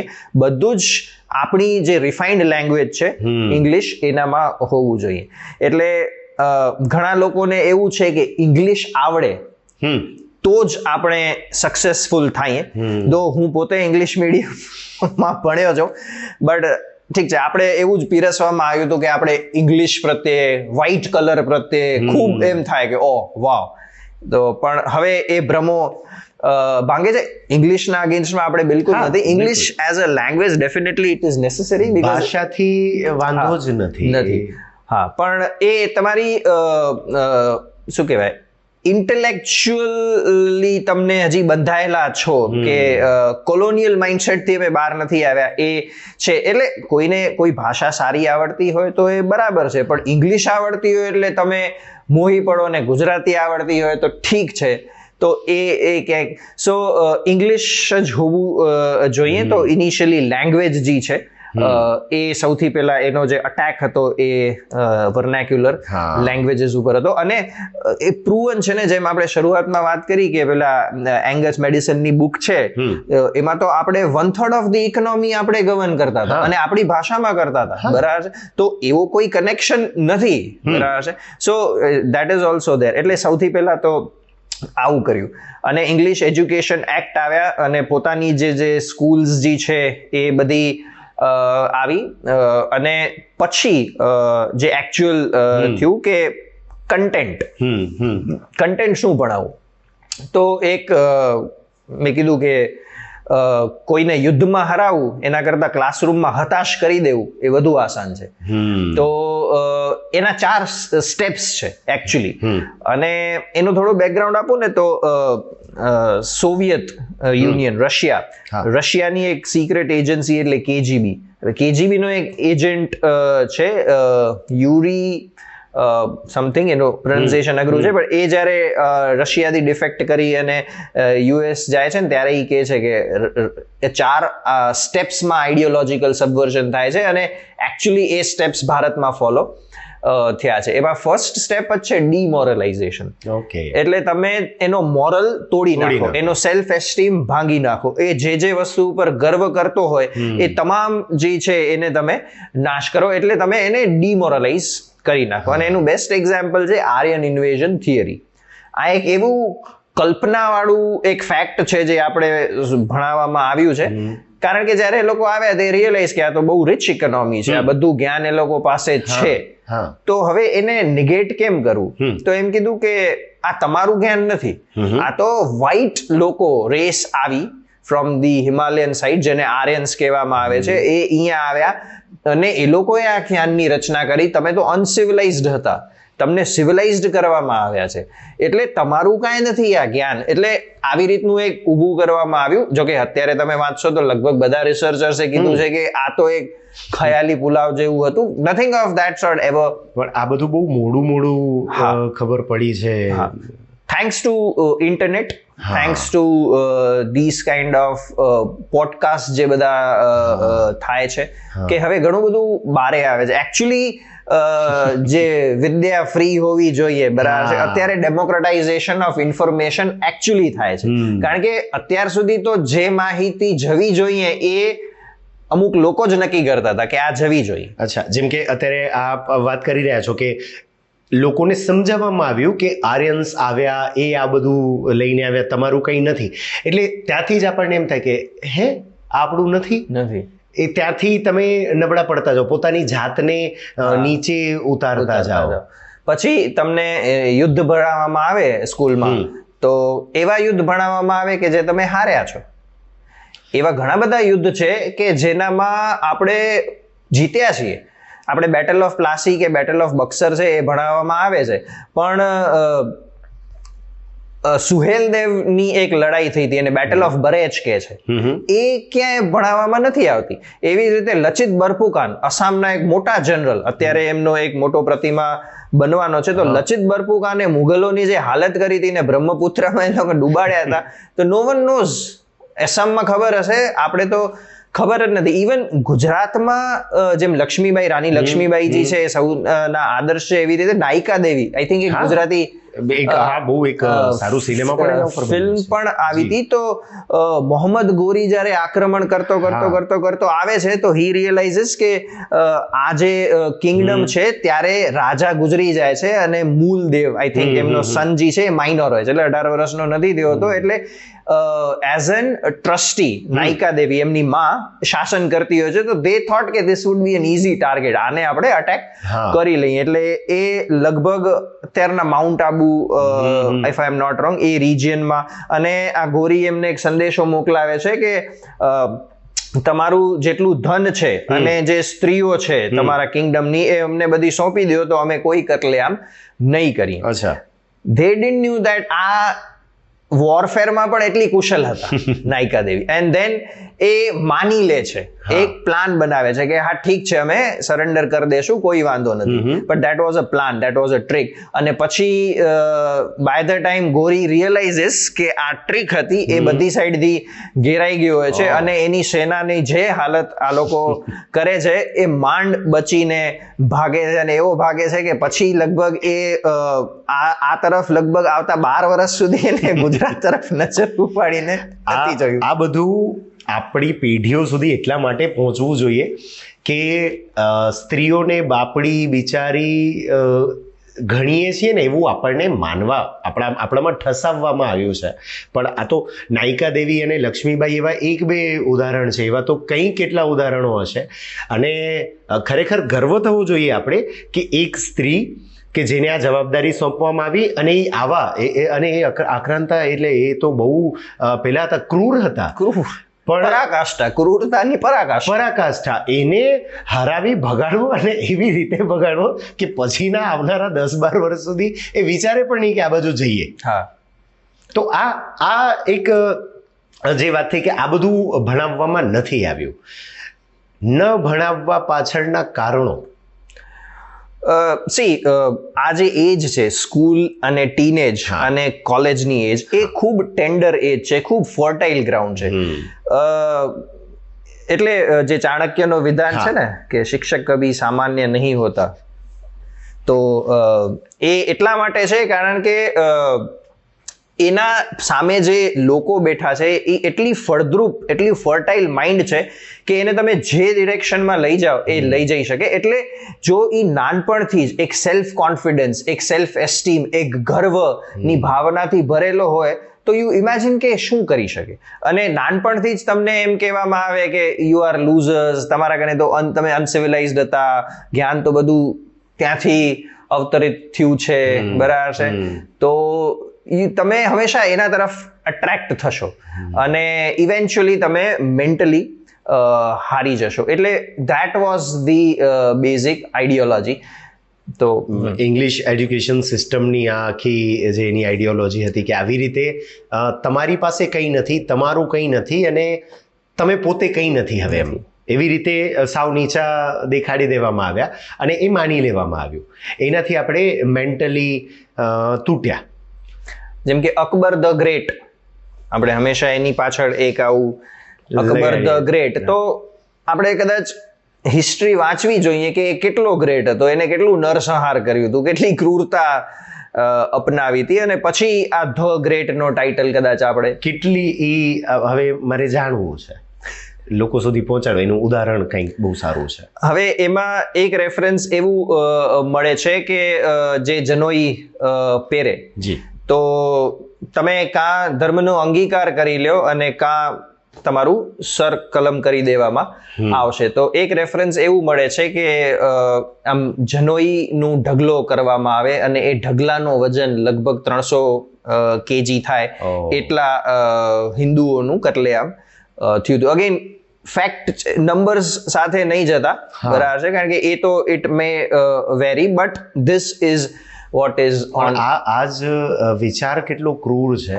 કે એ જેનું એનું કેટલું ગ્રામમાં વજન થતું હશે, થોડા ગ્રામ, એવી ચલો 300 કિલોનું ઉપર નીચે પકડો, પણ કિલોઝમાં વજન થાય એટલા લોકોનો એમણે નરસંહાર કર્યો હોય. અને એને આપણે આપણા પાઠ્યપુસ્તકમાં, ભારતના પાઠ્યપુસ્તકમાં ધી ગ્રેટ કહીને બોલાવીએ છીએ. બખ્તિયાર ખિલજીની આપણે વાત કરી કે જેને નાલંદા યુનિવર્સિટીમાં આવું કર્યું. હજી પણ એમના નામનો બખ્તિયારપુર રેલવે સ્ટેશન છે. એ એમના ધ્યાનમાં નહીં આવ્યું હોય હજી કદાચ, અને આવશે તો થોડા સમય પછી કદાચ બની શકે, બદલશે. આઈ એમ હોપફુલ. પણ કેમ કે આના પાછળનો એક બહુ સાદો વિચાર છે કે આપણું દેશ જ્યાં આપણે રહીએ છીએ, જે માટીમાં આપણે જન્મ્યા છીએ, જે માટીમાં આપણે ભળી જવાનું છે, એના ઉપર જુલ્મ કરનારાઓ, આપણા જે પૂર્વજો હતા એની સાથે ક્રૂર રીતે વર્તનારાઓ, એને શું કામ યાદ રાખીએ આપણે? હિસ્ટ્રીનો પર્પસ આઈ થિંક બે પર્પસ છે. હિસ્ટ્રી ભણાવવાનો એક પર્પસ એ છે કે જેમ આપણી વાત થઈ કે જે ભૂલો થઈ એ તમે એમાંથી શીખો અને ન થાય એવું હવે કરો. એ નથી કરવું. હા, અને બીજું તમે નવી જનરેશનને એવું કંઈક આપો કે જે આત્મ સન્માનથી ભરે, હા. એ એનામાંથી કંઈક પ્રેરણા લે, ના કે એવું કે એને એ ડિમોટિવેટ થઈ જાય, એને હંમેશા એમ જ થાય કે યાર ફ્યુચર તો અમેરિકા જઈને જ બનશે, ઇન્ડિયામાં તો કાંઈ છે જ નહીં, ફ્યુચર તો ફોરેનમાં જ બનશે, અહીંયા તો કાંઈ છે જ નહીં. આ જે વાત છે ને એ બહુ રસપ્રદ છે કે આ વિચાર જે છે એ અને હું આમાં છે ને બાળકોનો ફોલ્ટ નથી ગણતો, સ્ટુડન્ટનો નહીં. ક્યાંક પેરેન્ટ્સને એવી ઈચ્છા હોય છે, ક્યાંક સોસાયટી એવો દબાવ ઊભો કરે છે અને એના કારણે આ બધું થાય છે. પણ ઘણા એવા ઉદાહરણો પણ છે કે જે લોકો કદાચ ભણવા બહાર ગયા હોય, ત્યાં સારી જોબ મળી હોય, એ મૂકી સારા મોટી અમાઉન્ટના પેકેજ મૂકી અહીંયા આવ્યા છે અને પછી એ લોકો ખેતી સાથે જોડાયા છે, એજ્યુકેશન સાથે જોડાયા છે અને બહુ સારું કમાઈ પણ રહ્યા છે અને દેશ માટે, આવનારી પેઢી માટે સારું કરી પણ રહ્યા છે. આવા ઘણા બધા ઉદાહરણો છે. હવે પાછું એ પ્રશ્ન ઊભો થાય કે ઇતિહાસમાંથી આ બધું આપણે જાણ્યું, હવે આઝાદી વખતે, સ્વતંત્રતા પછી તો આ બદલી શકતું હતું, કેમ કે અંગ્રેજોનું રાજ હતું ત્યારે આપણે બંધાયેલા હતા. અને વચ્ચે એક વાત ખાલી એ પણ લઈ લઉં કે આપણને અકબર વિશે ભણવામાં આવે છે, પછી પેલા આપે જે કીધું કે બખ્તિયાર વિશે ભણાવવામાં આવે છે. આપણા આદર્શો સ્વામી વિવેકાનંદ, શિવાજી, ભગતસિંહ, ચંદ્રશેખર, એમના વિશેની ડિટેલ્ડ માહિતી પાઠ્યપુસ્તકોમાં નથી. એક પેરેગ્રાફ સાઈડમાં ક્યાંક હાંસિયામાં થોડીક ડિટેલ, ક્યાંક એવું કહી દેવામાં આવે કે એમને ફાંસી આપવામાં આવી. એના પહેલા એમણે શું કર્યું, એમના વિચારો શું હતા, ક્રાંતિની જે જ્વાળા છે એ શું કામ એમનામાં હતી, આ બધી વસ્તુઓ ડિટેલ્ડ નથી જ પહોંચી અને એ બહુ સમજી વિચારીને નથી પહોંચાડવામાં આવી. આપ ઓડિયન્સ જે છે એ આ ટાઈપના આપણે જે મુદ્દા ઉપર વાત કરીએ છીએ, હું તો કહીશ કે આપણે તો કશું જ નથી કરતા, પણ લોકો ખૂબ સારું આમાં કામ કરી રહ્યા છે. એક પોતે શિક્ષક અને એક્ટિવિસ્ટ છે નીરજ અત્રી, તો એમના પોડકાસ્ટ આપ જોજો, તો એમને લિટરલી એનસીઈઆરટી ની બુક્સમાંથી ઘણા બધા એને જે લાગ્યા કે આ શું કામ આવું છે, એને એવું એવા બાયસ માઇન્ડસેટ થી નતા કે આ ભૂલ જ છે, મને જાણવું છે કે આ શું કામ છે. એને લગભગ 50+ RTIs કરી એનસીઈઆરટીમાં, કે જે સંસ્થા છે જે ટેક્સ્ટ બુક્સ છાપવા માટે. ટુ હિઝ સરપ્રાઇઝ એ લોકો કને કોઈ એવા આન્સર્સ નથી, અને આ પછી જ્યારે આન્સર્સ માંગવામાં આવ્યા તો પણ ખૂબ લેમ બધા જવાબો આપી દેવામાં આવ્યા છે. So that is there. અને એઝ યુ સેડ કે ત્યાં તો આપણે બંધાયેલા હતા અંગ્રેજો વખતે, અને અંગ્રેજો એ કરે એ તો સમજવામાં આવે છે, નોર્મલ છે કે તમને જ્યાં રાજ કરવું છે તો એના માટે તમે જે સ્ટ્રેટેજીસ, ટેક્ટિક્સ બનાવશો એ બરાબર છે. અને તમે જુઓ, શિક્ષણ હંમેશા આમ જોવા જાવ ને તો ડિમાન્ડ બેઝ જ હોય. અત્યારે જેમ આપણે વાત કરીએ છીએ કે જેવા લોકોની જરૂર છે માર્કેટમાં એ પ્રકારનું તમે શિક્ષણ ડિઝાઇન કરો. તો અંગ્રેજોએ જે કર્યું એ આમ તો એના માટે બરાબર જ હતું, કારણ કે એ લોકો જ્યારે ભારત આવ્યા તો એ લોકોને કેવા લોકોની જરૂર હતી, એ લોકોને ક્લર્ક્સ જોઈતા હતા, બરાબર, ઇંગ્લિશ સ્પીકિંગ ક્લર્ક્સ. એ લોકોને જોતા હતા સોલ્જર્સ જે યુદ્ધ કરે, બરાબર છે, અને એ લોકો એમના વતી લડે, કારણ કે ઘણા બધા સોલ્જર્સ આપણા જ હતા. અને ત્રીજા એ લોકોને જોતા હતા ફેક્ટરી વર્કર્સ, બરાબર, જે ફેક્ટરીઓમાં કામ કરે. હવે આ ત્રણેય પ્રોફેશન માટે અમુક સ્કિલ્સ છે ને એ ન હોવી એ લાયકાત છે, જેમ કે ક્રિએટિવિટી, ક્રિટિકલ થિંકિંગ, કોલેબોરેશન. આ ન હોવા જોઈએ. ક્લર્ક ક્રિએટિવ હોય ને ક્લરિકલ કામ કરતે કરતે પોએટ્રી બનાવે તો એ ન ચાલે, બરાબર. કોલેબોરેશન, ટીમ સ્પિરિટ હોય. હવે જો સોલ્જર્સ વચ્ચે જો કોલેબોરેશન ને ટીમ સ્પિરિટ થઈ જાય તો બળવો પોકારી દે, અંગ્રેજો સામે. તો આ તો ન હોવું જોઈએ. વર્કર છે એને ક્રિટિકલ થિંક કરવાનું જ નથી, એને તો મોનોટોનસ કામ કરવાનું છે, ફિક્સ આ ફોર્મેટમાં આવવાનું, આ કામ કરવાનું જતું રહેવાનું. તો requirement is you shouldn't be a critical thinker, you shouldn't be creative, and you shouldn't collaborate and teamwork ન હોવું જોઈએ. તો બસ એ કરવા માટે આખી સિસ્ટમ ચેન્જ કરી અને એવી સિસ્ટમ બનાવવામાં આવે કે જે તમને ક્રિએટિવ ન જ બનવા દે. બરાબર છે. ગોખણ રોટ લર્નિંગ જેને આપણે કહેવામાં આવે. Critical thinking is questioning. Question તો થવો જ ન જોઈએ. બરાબર છે. You can't ask question in a class. ગુલામોને કેવા ક્વેશ્ચન હોય? એક્ઝેક્ટલી. તો ધેટ ઇઝ ધેર. અને collaboration, team work, team spirit એવું કાંઈ ન હોય. એટલે તો designed, it was properly designed and they were successful, I will say. હા, હવે આ બધું જોતા લાગે છે. આપણે જે વાત કરી કે ગોખણ પટ્ટી વાળું ને બધું કરવામાં, સાઈરામ દવે એક બહુ સારી વાત કહી કે એવી રીતે ભણાવવામાં આવે છે કે એ ગોખે અને ઓકે. પેલા ગોખી આવે અને પછી પરીક્ષામાં ઓકી નાખે, જેમાં પોતાની ક્રિએટિવિટી કે પોતાના વિચારો કે એવું કંઈ હોતું જ નથી. તો આ જે 3 તમે ગુણધર્મો કીધા કે જે એકચ્યુઅલી એક સારા વ્યક્તિમાં હોવા જોઈએ, એ કાઢી અને આવા 3 પ્રકારના વ્યક્તિઓ જે એમની રિક્વાયરમેન્ટ હતી એ બનાવ્યું. ફરી સવાલ એ જ જે હવે ખટકે છે, પેલા સવાલ થતો હતો ને હવે ખટકે છે, સ્વતંત્રતા પછી આ બદલાવી શકાતું હતું, કેમ કે પછી આપણા હાથમાં હતું. શું કામ ન બદલાયું?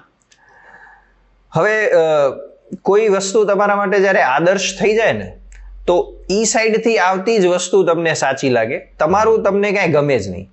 હવે અનફોર્ચ્યુનેટલી એવું થયું કે ઘોરા સાહેબ તો જતા રહ્યા, પણ ભૂરા સાહેબ રહી ગયા. એટલે મેકોલેનો જ એક વિધાન છે. He says that we want to create a generation of people who are Indians in skin and blood, but English in their taste, preference and likings. એટલે એવા લોકો આપણે બનાવવાના છે કે જે રંગમાં ને એ તો ભારતીય છે, પણ બાકી બધી જ રીતે એ અંગ્રેજ. તો દેટ વોઝ ધેર પ્લાન. એટલે during this English education system એક આખી જનરેશન એવી થઈ કે જે દેખાવે ભારતીય હતી, પણ વૈચારિક રીતે એ બ્રિટિશર્સ હતી. એટલે ઓબ્વિયસલી એને જ એ સાચું માનતી, એને જ એ મહાન માનતી. ટૂંકમાં પોતાના આદર્શ. હા, એટલે કહેવામાં આવે છે કે તમારા આદર્શ તમારે બહુ વિચારીને ચૂઝ કરવા પડે છે. સો યસ, એ લોકોના જે રોલ મોડલ્સ હતા એ ગોરા લોકો હતા. એટલે they thought that whatever they have kept in this એ જ બરાબર છે. ઇનફેક્ટ બરાબર છે નહીં, ઇનફેક્ટ આવું જ હોવું જોઈએ ને, એના સપોર્ટમાં બધું થતું કે ના ધીસ વોઝ ટ્રુ એમ. તો એ બદલવું જોતું હતું. સૌથી પહેલું ઇનફેક્ટ એ બદલવું જોતું હતું. પણ અત્યારે ને ગુસ્સામાં હસવું આવે છે કે જેના ઉપર પહેલા કામ થવું જોઈતું હતું ને, એના ઉપર વર્ષો સુધી ન થયું. જો હું કદાચ ખોટો નથી તો એ બધી વસ્તુઓને અડવામાં જ ના આવી. જેમ ચાલે છે એમ ચાલવા દીધું. જ્યારે બ્રિટિશર્સે સૌથી પહેલા એ કામ કર્યું. અને એ પાછું એ જ કે ઇતિહાસમાંથી આપણે શીખ્યા નહીં. હા, અને એ લોકોએ બુક્સનો બહુ માધ્યમ ગલત રીતે એ રીતે લીધો કે ત્યાં સુધી માસ પ્રિન્ટિંગની ટેકનોલોજી આવી ગઈ હતી. પૈસા એ લોકો કને હતા, ટેકનોલોજી હતું, ઇન્ડસ્ટ્રીયલ એજ આવી ગયું હતું. તો ભારતમાં ક્યાંક ઇક્કા દુક્કા, હવે કોઈ પણ સમાજમાં ક્યાંક નાના મોટા કુરિવાજો હોય, બરાબર છે, અને એ સબ્જેક્ટિવ હોય. એવું નથી કે આખો સમાજ ફોલોઝ ધેટ. તો એવા ઇક્કા દુક્કા કોઈક એવા કુરિવાજો હતા જે એ લોકોએ સ્ટ્રેટેજિકલી કીધું કે ગો એન્ડ આઈડેન્ટિફાય, એને ડોક્યુમેન્ટ કરો અને માસ પ્રિન્ટિંગ કરીને સ્પ્રેડ આઉટ કે આ તો it's a part of culture in India. જેમ કે ભારતમાં આ ચાલી છે દરેક જગ્યાએ. આવું જ છે. સતી પ્રથા છે, દૂધ પીતી તમે કરી નાખો, ઠગ્સની પ્રથા છે, દેવદાસી છે. તો this kind of concepts are so common. એટલે તમે અનસિવિલાઇઝ્ડ જ છો. અને એક વર્ડ આવ્યું હતું that was called white man's burden. તમે વ્હાઇટ મેન્સ બર્ડન છો, તમે અમારા ઉપર એક જવાબદારી છો, એક બર્ડન છો, ને અમને તમને સિવિલાઇઝ્ડ કરવાના છે. એટલે એક ટર્મ છે, we are white man's burden according to them. એ આખું ગ્રાફ જોઈએ ને તો ક્યાં વિશ્વગુરુની વાતથી આપણે ચાલુ કર્યું, સોને કી ચીડિયાથી, અને વ્હાઇટ મેન્સ બર્ડન ઉપર આવીને ઊભા રહ્યા કે જ્યારે 1/3 ઇકોનોમી આપણે ચલાવતા હતા, નોલેજ આટલું બધું હતું. અને હું કદાચ ભૂલતો નહોતો, આપ જે આ 5-5.5 વર્ષ પહેલાંની જ્યારે વાત કરો છો તો વેલ સિવિલાઇઝ્ડ આપણે કચ્છમાં જ યુ ગો ટુ ધોળાવીરા, તો ત્યાં એક સારી રીતે રહેતા લોકો. હવે એ દરમિયાનમાં બીજા લોકો કેવી રીતે રહેતા હતા એની કંઈ જો થોડું ઘણું આપણી પાસે હોય. એટલે એટલું મારા કને I am not an authority, but એવું કહે છે કે Egypt was also a very developed civilization. Greek અને રોમન્સ પણ ખૂબ સમૃદ્ધ સોસાયટીઝ હતા. ટાઈમલાઈન આઈ ડોન્ટ નો કે એ આપણાથી કેટલા આગળ પાછળ હતા, પણ હા આ બધી સભ્યતાઓ રહી છે. એટલે તો એ રીતે તો આપણે બહુ રીચ હતા, અને છેલ્લે લાવીને એવી રીતે ઊભા રાખી દેવામાં આવે કે ભાઈ તમે તો સાવ આવા છો કે જે અમારા ઉપર બર્ડન છો અને અમે તમને નિભાવી રહ્યા છીએ, અમારા થકી તમે છો, આવું બધું થોપી બેસાડવામાં. આમાં એક પોઝિટિવ વાત છે. પોઝિટિવ વાત એ છે કે આ બધી જે સભ્યતાઓની વાત નીકળી કે ઇજિપ્શિયન સિવિલાઇઝેશન કે ગ્રીક કે રોમન કે એ બધી સિવિલાઇઝેશન્સ હવે નથી, એ હિસ્ટ્રી છે, આપણે હજી છીએ. બરાબર છે. તો in spite of all this has happened over so many years, Bharat એટલે વિશ્વની સૌથી જૂની અને સ્ટીલ અલાઇવ એવી એકમાત્ર કોઈ સભ્યતા જે છે એ આપણે છીએ. અને અગેન દેટ ઇઝ બીકોઝ એ કાંઈક તો છે અંદર જે નથી જ મરતું, ચાહે કુછ ભી હો જાય.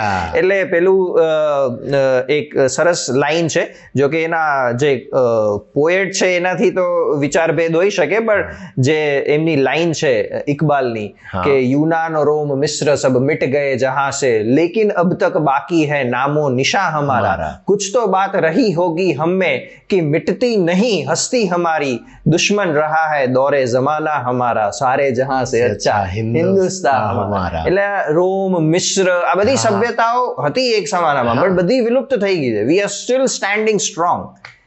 સો there is something there, and મને એવું લાગે છે કે એ ક્યાંક એ ભલે ફોર્મલ સિસ્ટમ્સ જતી રહી છે, બટ જે ફેમિલી વેલ્યુઝ એ સિસ્ટમ્સમાં હજી જે આપણે બધું આપવામાં આવ્યું છે ને એ હજી આપણે ઇન્ટેક્ટ રાખે છે, અને એ રાખવું જોઈએ. કારણ કે ઘણી બધા ફોર્સીસ એવા છે કે જે એ અલગ એક આખો ટોપિક માઇન્ડમાં આવતો હતો કે એનો એક આખો બીજો એપિસોડ બની શકે કે આખું કેવી રીતે મિટાવવા માટેના પ્રયાસો હજી પણ થઈ રહ્યા છે, જો હું ખોટો નથી તો. પણ એક વસ્તુ સાવ સાચી કે ક્યાંક આપણો છે ને અંતરાત્મા એટલો સ્ટ્રોંગ છે, ક્યાંક આપણી અંદર એટલે ફક્ત આપણે જ નહીં પણ એ આપણી આખી સંસ્કૃતિની અંદર કંઈક એવું સ્ટ્રોંગ છે કે જે હજી પણ ચાલી રહ્યું છે, ચલાવી રહ્યું છે, પ્રગટી રહ્યું છે, પ્રજ્વલિત છે. અને એ જ પાછું ભારતની જે વાત છે તો એ પથદર્શન કરી રહ્યું છે, પ્રકાશિત કરી રહ્યું છે લોકોને. એક્ઝેક્ટલી. અને I think the time has change, અને હવે સારો સમય આઈ એમ થિંકિંગ એ સારા સમય ઉપર આવે ને એના પહેલા એક વસ્તુ એ આવી રહી છે કે સારું આપણે જોઈ રહ્યા છીએ અને થઈ પણ રહ્યું છે, પણ અત્યારની જે સિસ્ટમ છે એમાં શું પ્રોબ્લેમ્સ છે કે શું ખામીઓ છે? એક તો મેં કીધું કે જે હોલિસ્ટિક અપ્રોચ જે હતો જે જૂની સિસ્ટમમાં હતો, એ ક્યાંક હોલિસ્ટિક અપ્રોચ મિસિંગ છે. સબ્જેક્ટ્સ જે છે, જેમ કે અત્યારે સ્કૂલ્સમાં કેરેક્ટર બિલ્ડિંગ ઉપર કાંઈ બહુ કામ નથી થતું, બરાબર છે. સ્કિલ બિલ્ડિંગ ઉપર પણ કેટલું થાય છે એ પણ ક્વેશ્ચન છે, કારણ કે ઇન્ડસ્ટ્રી ક્વેશ્ચન કરે જ છે કે જેટલા યુથ જે બહાર નીકળે છે એવું નથી કે અનએમ્પ્લોયમેન્ટ છે, અનએમ્પ્લોયેબલ છે. એટલે સ્કિલ ઉપર પણ કેટલું કામ થાય છે એ પણ હંમેશા પ્રશ્નમાં રહે છે. બટ સ્ટીલ જે કૌશલ્યની જે વાત છે, બરાબર છે, કે જે વોકેશનલ કોર્सेस હોવા જોઈએ કે જે સીધા સ્કિલ્સથી તમને એક આજીવિકા આપી શકે, બરાબર છે. રેલેવન્સ, માર્કેટ રેલેવન્ટ જે છે, બરાબર છે, એ ક્યાંક મિસિંગ છે. અને બીજું આપણું એક હ્યુમન નેચર એવું છે કે આપણે કોઈ બી વસ્તુ આપણા સામે આવે ને તો આપણે બે પ્રશ્ન પૂછીએ કે આમાં મને શું ને આમાં મારું શું. હવે એજ્યુકેશન છે ને આ બંનેના જવાબ આપી નથી શક્યો કે સાઇન થીટા અને કોસ થીટા અને ટ્રિગ્નોમેટ્રી તો કે તો બને શું અને એમાં મારું શું એમ વાંકે કરો. એટલે unless you can't explain the relevance of what you are teaching, બરાબર છે, ટુ ધેટ ચાઇલ્ડ, એને મજા જ નહીં આવે. તો education has to be fun, પણ એ ક્યારે ફન રહ્યું જ નથી. અને એનો એક બહુ સરસ એક્ઝામ્પલ તમને છે ને, જ્યારે રજા પડતી હોય ને સ્કૂલની, ત્યારે દ્રશ્ય જોવાનું, બેલ વાગે અને જે ખુશીથી આપણે ઘોડા છૂટ્યા એમ, એટલે એ શું દેખાડે છે?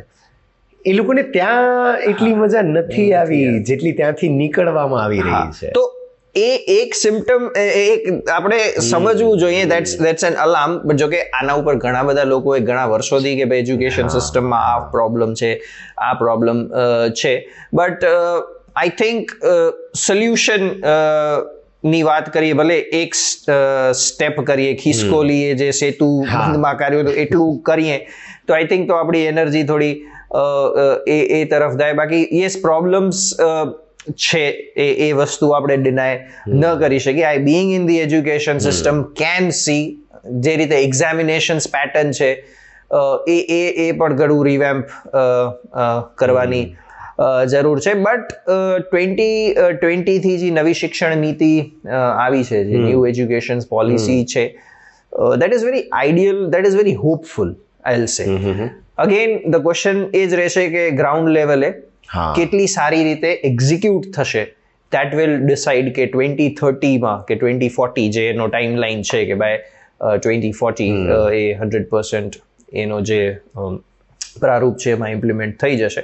બટ એટલીસ્ટ એક વસ્તુ તો સારી થઈ જાય, I am a witness and I am a part of that change, જે છે IKS, એટલે કે ઇન્ડિયન નોલેજ સિસ્ટમ. એટલે જે 19th સેન્ચુરીની શરૂઆતમાં જે ઇંગ્લિશ એજ્યુકેશન એક્ટ પાસ થયું હતું અને ત્યાંથી આપણું કાંઈ ન ભણાવવામાં આવતું, બરાબર છે, એ સમજી વિચારીને કે આ નથી જ ભણાવવું, હા નથી જ ભણાવવું. અને એને રિલિજિયસ કે આ નોન સેક્યુલર એ રીતે આ ન ભણાવવું જોઈએ. જેમ કે મેં પહેલા જ વાત કરી કે એમાં રિલિજિયન કે ધર્મ કરતા સાયન્સ વધુ છે. અને અગેન એક ક્લેરિફિકેશન કે ધર્મ જ્યારે આપણે યુઝ કરીએ છીએ ને, તો હું ધર્મ સંપ્રદાયના કન્ટેક્સ્ટમાં કહેતો જ નથી. આપણે ત્યાં ધર્મનો એક વર્ડમાં આન્સર છે રાઇટિયસનેસ. ધેટ ઇઝ ધર્મ. કોઈ પણ પરિસ્થિતિમાં જે સાચું છે, બરાબર, જે રાઈટ છે, ધેટ ઇઝ ધર્મ. તો ધર્મ જ્યારે વર્ડ યુઝ કરીએ તો આપણા મગજમાં આ ધર્મ હોય, ના કે એટલે આ પણ બેસાડી દેવામાં આવ્યું છે, આ પ્લાન્ટ કરવામાં આવ્યું છે કે હિન્દુ, મુસ્લિમ, શીખ, ઈસાઈ આ ધર્મ છે. અને એ પછી ધર્મના નામે પાછળ જે પણ બધું કરાવડાવવામાં આવ્યું, તો ધર્મ એટલે આપણે જ્યારે એજ્યુકેશનની વાત, જ્યારે લિટરેચરની, જ્યારે સાહિત્યની વાત આવે છે, ત્યારે ધર્મ વેન વી સે, ધર્મનો કન્ટેક્સ્ટ આપણે આ રાખીને જોઈએ, ના કે આપણે આપણા ડેવિએટ એનામાં થઈ જાય. So I think that is there. તો કહેવાતો એ તો કે 188 વર્ષ પછી આ જે આપણું ઇન્ડિયન નોલેજ સિસ્ટમ છે, તો એ ગવર્મેન્ટે મેન્ડેટરી કર્યું છે કે IKS તમને અંડર ગ્રેજ્યુએટ લેવલે સેમિસ્ટર 1 અને સેમિસ્ટર 3માં ભણાવવામાં આવશે. તમારે એ સબ્જેક્ટ તરીકે રાખવા પડે. પછી તમે ઇન્ડિયન નોલેજ સિસ્ટમની કોઈ પણ બ્રાન્ચ તમે લઈ શકો છો. That's okay. તમે ઇકોનોમિક્સની કોલેજ છે કે ઇકોનોમિક્સ ભણાવો છો, તો તમે કૌટિલ્ય અર્થશાસ્ત્ર જે છે ચાણક્યનું, એ તમે ભણાવી શકો છો, બરાબર છે. તો એવી રીતે તમે કોઈ બી ભણાવી શકો છો. તો આપણે કચ્છ યુનિવર્સિટી જે છે એનામાં પણ UG માં ઘણા બધા IKSમાં કોર્सेस દાખલ કરવામાં આવ્યા સેમિસ્ટર 1માં અને સેમિસ્ટર 3માં. એમાં સેમિસ્ટર 1માં એક કોર્સ છે Bhagavad Gita and life management. તો હું પોતાને ખુશનસીબ માનું છું કે હું એક નિમિત્ત બન્યો એ કોર્સ ડિઝાઇન કરવામાં. ઓબ્વિયસલી વિથ 2 અધર પર્સન અમે સાથે આ કર્યું, અને અત્યારે સેમિસ્ટર 1માં એ કોર્સ. અને આપની એ રુચિ પણ રહી છે, ભગવદ્ ગીતા છે, મહાભારત છે, રામાયણ છે, એના વિશે જાણવું અને એને અલગ રીતે જોવું. ઇટ ઓલવેઝ ફેસિનેટ્સ મી. મને એમ છે કે આ કેટલું અદ્ભુત છે એમ. તો યસ, એટલે આ એક ચેન્જ છે. 188 વર્ષ પછી આપણા ભારતના લોકો, ભારતના છોકરાઓ, ભારતનું ભવિષ્ય એ ભણશે કે જે ભારત ખરેખર હતું. આજે ખુશી થઈ રહી છે ને, એ 188 વર્ષ પછી આવી છે. જે તે વખતે આવી જવું જોઈતું હતું, પહોંચી જવું જોઈતું હતું. અચ્છા, એક વસ્તુ કે આપનો જે સ્વભાવ છે કે આપ ફરો બહુ છો, બહારથી પણ જેટલું નોલેજ જ્યાંથી મળે ત્યાંથી એ આપ લ્યો છો. તો experiences outside India, about India શું રહ્યું છે તમારું? હા, એક શોકિંગ એક એક્સપિરિયન્સ કહી શકાય. હા, એ સમયે કદાચ મને એટલું શોક નહીં લાગ્યું હોય, કારણ કે મેં કીધું ને કે આપણે એ જ પીરસવામાં આવ્યું છે. પણ હવે હું જ્યારે ફ્લેશબેકમાં જઈને વિચારું છું તો આઈ વોઝ લાઈક કે આવો પ્રશ્ન, એટલે ધ થિંગ ઇઝ આ 2012ની વાત છે. હું ન્યુઝીલેન્ડ ગયો હતો કલ્ચરલ એક્સચેન્જ પ્રોગ્રામમાં. સો વોકેશનલ એન્ડ કલ્ચરલ એક્સચેન્જ એટલે ત્યાંની સભ્યતા, ત્યાંની સંસ્કૃતિ અને તમે જે ફિલ્ડના છો એ ત્યાં. તો ન્યુઝીલેન્ડ એજ્યુકેશન સિસ્ટમ સ્ટડી કરવાનો મને એક ચાન્સ મળ્યો હતો, તો લગભગ 2 મહિના માટે. તો ત્યાં હું એક સ્કૂલમાં ગયો અને 9મા ધોરણના ક્લાસમાં મને લઈ ગયા કે ભાઈ એક ઇન્ડિયાથી ડેલિગેટ આવ્યા છે અને he will talk about India. તો મેં મારી વાત કરી અને પછી જે પ્રશ્નો આવ્યા ને એમાં મને એક છોકરી 9મા ધોરણની એવું પૂછે છે કે ઇઝ સતી પ્રથા સ્ટીલ પ્રિવેલન્ટ ઇન ઇન્ડિયા?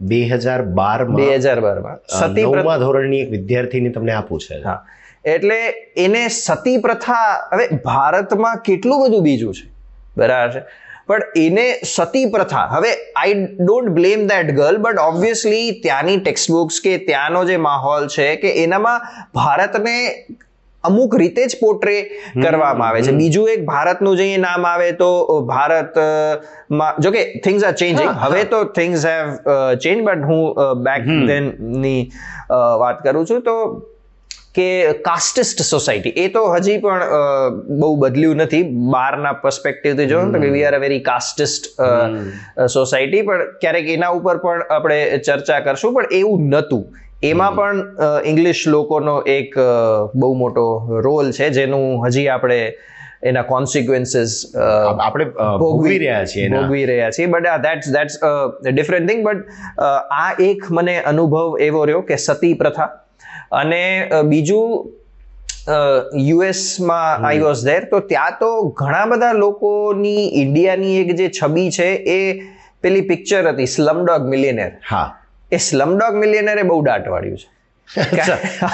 કારણ કે એ પિક્ચર ને એવું માની લે છે કે I mean this is India, this is India, dirty, filthy, slums. તો એ કાઇન્ડ ઓફ. તો આઈ થિંક એ જે મીડિયા છે, જે એન્ટરટેનમેન્ટ ઇન્ડસ્ટ્રી છે, એનું પણ બહુ મોટી રિસ્પોન્સિબિલિટી છે. How you project your country, how you represent your country, it should be very responsible message. એના 2 એપિસોડ્સ છે. આજે તમે કીધું એના 2 એપિસોડ થાય. યસ, થશે. સો આજના જમાનામાં એવું નથી કે એ અંગ્રેજો આઈડિયોલોજીકલ સબવર્ઝન કર્યું હતું, એ હજી પણ ચાલુ જ છે. અને હવે ઇન્ટરનેટ અને જે માધ્યમો છે પ્રચાર પ્રસારના એ છે, એટલે we should be very alert on what we consume. Right. Because કે છે ને કે what you consume is what you become. હા, એટલે બધી બાજુ. એટલે અમે એમ કહીએ છીએ કે અત્યારે આપણી વાતો છે તો માની નહીં લેવાનું કે ભાઈ કનિષ્ક કે છે કે કપિલ કે છે. તો તમને કોઈ ઓબ્જેક્શન છે તો you go and search for your self, અને કદાચ ત્રુટિ હોય તો અમને કહો. So that has always bin the Indian way. આપણે ત્યાં હંમેશા હેલ્ધી ડિબેટ થતી, એટલે શાસ્ત્રાર્થ. એટલે પૂર્વ પક્ષ અને બંને પોતપોતાના પક્ષ મૂકે તો ભાઈ આ મારો પક્ષ છે, અને if you have a problem you come, we'll discuss, we'll debate. તમે સાચા તો તમે આગળ. કનિષ્ક સર, આ કેટલી મજાની વાત છે કે બંને પોતપોતાનું જ્ઞાન એકબીજા સાથે શેર કરે તો વધે એ નોલેજ. તમે તમારો પક્ષ મૂક્યો, મેં મારો પક્ષ મૂક્યો, બૌદ્ધિક એક પેલી ધાર એની નીકળે. એક્ઝેક્ટલી. તો એ હંમેશાથી આપણે ત્યાં એવું કોઈ રૂઢિચુસ્ત હતું નહીં કે મેં કીધું એટલે ફાઇનલ. હા, અને એવું એ નહીં કે સામેવાળા ઉપર ચડી બેસવાનું કે ખોટું. Okay, we can have an healthy discussion. હું એમ કહેતો જ નથી કે હું જ સાચો. હા, અને ઘણા ફેમસ શાસ્ત્રાર્થ છે, જેમ કે શંકરાચાર્ય અને મંડન મિશ્રા, એમનો બહુ ફેમસ શાસ્ત્રાર્થ છે. એવી જ રીતે અષ્ટાવક્ર અને બંદી છે, એના શાસ્ત્રાર્થો છે. તો એને થોડું આપે મોડર્નાઇઝ પણ બહુ સારી રીતે કર્યું છે. કારણ કે આ ફિલોસોફી છે જેમાં ઇન્ડિયા ભારત બિલીવ કરતું હતું, અને આપણે આવી રીતે ચર્ચાઓ કરતા હતા, ના કે બાયો ચડાવીને. બરાબર છે. હા, તો એટલે મગજમાં ઈ ન હોય કે આને પાડી દેવું. હા, ઈ હોય કે હું મારા વિચાર મૂકું અને એના. અચ્છા, એનું આ વાત ઉપડી એટલે યાદ આવ્યું કે એનો અંત કેવી રીતે થતો કે ભાઈ હા ચલ તું સાચો. હવે એનો બેસ્ટ એક્ઝામ્પલ ઇઝ ઉપનિષદ્સ. હવે ઉપનિષદ છે ને એને વેદાંત પણ કહેવામાં આવે છે, અને વેદને તમે 4 પાર્ટમાં ડિવાઈડ કરી શકો. તો જે છે પેલા કે જે સંહિતા એટલે જે શ્લોક્સ આવે, પછી કે બ્રાહ્મણા, પછી કે આરણ્યકા, અને છેલ્લું જે છે એ ઉપનિષદ છે. હવે એ બહુ લેટ એડ થયું. હવે in short I tell you, તો વેદનું જે નોલેજ હતું એ કાળક્રમે કેવું થાય કે ઇન્ટરપ્રિટેશન પણ બહુ ઇમ્પોર્ટન્ટ છે. હવે હું એમ કહું કે આ હવન છે એમાં હું ઘી હોમું, બરાબર છે, તો કોઈ કેમ લેશે કે કોઈક એક દ્રવ્ય હોમવાનો છે, અને કોઈ કેમ લે છે કે એ ઘી તો એક રિપ્રેઝન્ટેશન છે, અહંકાર હોમવાનો છે. તો ઇવેન્ચ્યુઅલી આ ક્યાંક ને ક્યાંક એવું થયું, એટલે થોડું રિચ્યુઅલિસ્ટિક વધુ થઈ ગયું, અને અમુક લોકોને એવું લાગ્યું કે ના યાર, વેદમાં આવું કીધું છે તો ખરેખર આવું નહીં હોય, there could be something else. એટલે એ લોકો અલગથી ધ્યાનમાં ગયા, વનમાં ગયા, અને ખૂબ પોતાએ ચિંતન કર્યું, મનન કર્યું, અને જે ફિલોસોફિકલ પાર્ટ હતો જે વેદમાં લખેલું છે એ આપ્યું કે ના અમને એવું લાગે છે કે આનો અર્થ આ છે. સો એકચ્યુઅલી ઇટ્સ લાઈક હું કંઈક કહું છું અને તને એમ લાગે છે કે આ બરાબર નથી, તું કંઈક કહેશ. હવે હું મારી 2nd એડિશનની જે બુક કરું છું ને એમાં હું તારું એટલે મારું ક્રિટિસિઝમ એનામાં નાખું છું, and I am publishing it. તો વેદાંત જે છે તો એ એનું ફિલોસોફિકલ સાઇડ છે, જ્ઞાન કાંડ છે વેદનું, જેને આપણે વેદાંત કહીએ. વેદાંતનો એક અર્થ is like it is the last part, અને Vedanta is like it is the final conclusion, essence, અર્ક, જે આખું નોલેજ જે છે એનું ફિલોસોફિકલ અર્ક. તો આવી રીતે ઇટ વોઝ વેરી હેલ્ધીલી સ્વીકારવામાં આવતું કે ઠીક છે, હા, your point seems more valid, તો યુ આર રાઈટ. પણ એની એ સ્વીકૃતિ એક તર્કપૂર્ણ દલીલો કર્યા બાદ થતી.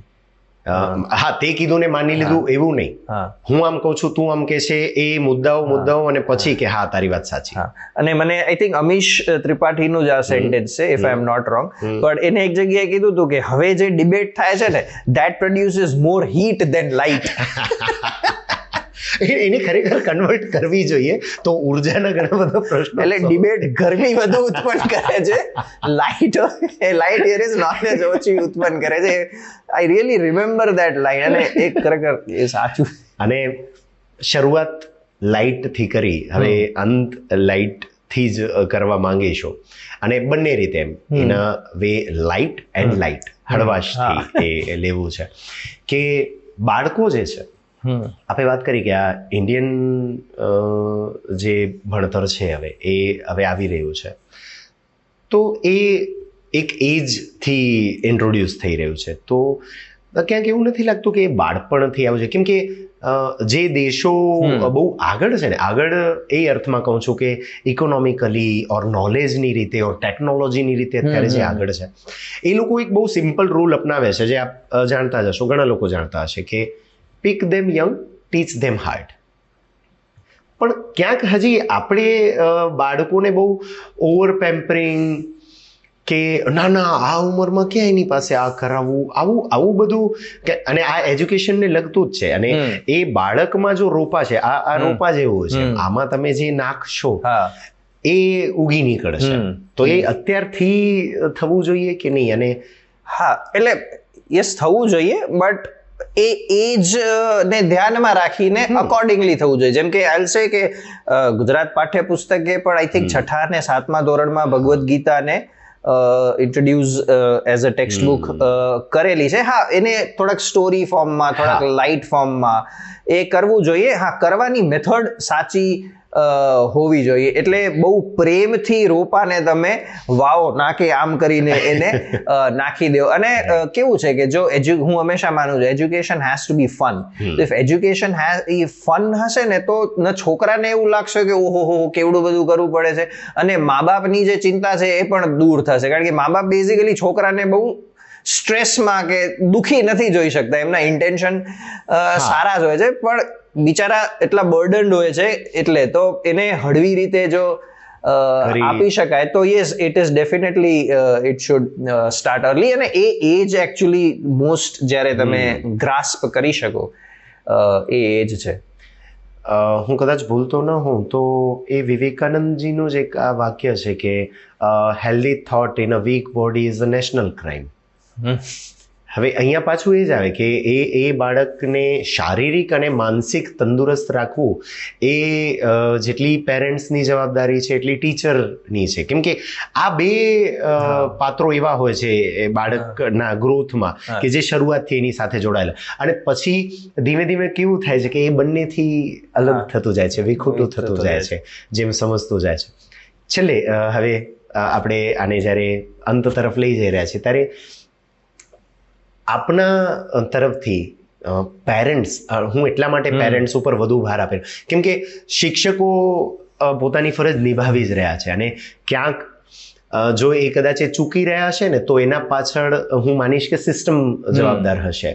પણ પેરેન્ટ્સને આપ એક શું સંદેશો આપવા માંગશો? આજે એજ્યુકેશનની આપણે વાત કરી તો એ ઉપરથી આપનું એક સંદેશો. હા, એટલે હું કોઈ પેરેન્ટિંગ કોચ નથી, પણ હું પેરેન્ટ છું, અને મને એવું લાગે છે કે દરેક પેરેન્ટ જે છે ને એ એનો વ્યક્તિગત અનુભવ હોય છે, કારણ કે દરેક બાળક છે ને એ ઇન્ડિવિજ્યુઅલ હોય છે. એટલે કોઈ જનરલ પ્રિન્સિપલ્સ તો આઈ થિંક લાગુ પડે ન પડે, એટલે ડોન્ટ ટેક ઇટ એઝ કે કોઈ જ્ઞાન આપે છે. બટ બાળક ને માહોલ જે છે એ સાયન્ટિફિકલી પણ પ્રૂવન છે કે જેટલું હેપી એન્વાયરમેન્ટ હશે ને તમારી પ્રોડક્ટિવિટી વધશે, તમારું ગ્રાસ્પિંગ વધશે. એટલે એક તો સૌથી ઇમ્પોર્ટન્ટ એને એક હેપી એન્વાયરમેન્ટ મળવું જોઈએ, બરાબર.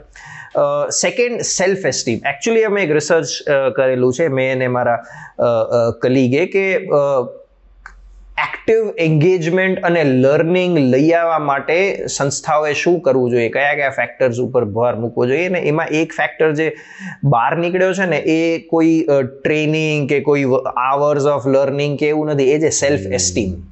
એટલે બાળકની સેલ્ફ એસ્ટીમ છે ને એને તમે દબાવો નહીં ને, એ જાણતા કે અજાણતા એ સ્કૂલમાં અને પેરેન્ટ્સને તો ખાસ ધ્યાન રાખવું જોઈએ કે એને કોઈ જગ્યાએ તમે હીન કે નથી આવડતું. સેલ્ફ એસ્ટીમ એ આપણે આખું જોયું, આ ખેલ આખો સેલ્ફ એસ્ટીમનો છે. કોઈ આખા દેશને તમે સેલ્ફ એસ્ટીમ મારીને ગવર્ન કરી શકો. એટલે સેલ્ફ એસ્ટીમ જે બાળકની હોય ને એને તમને જાગૃત રાખો. અને ક્યુરિયોસિટી, એને ક્યુરિયોસિટીથી ભરેલો જ રહેવા દો.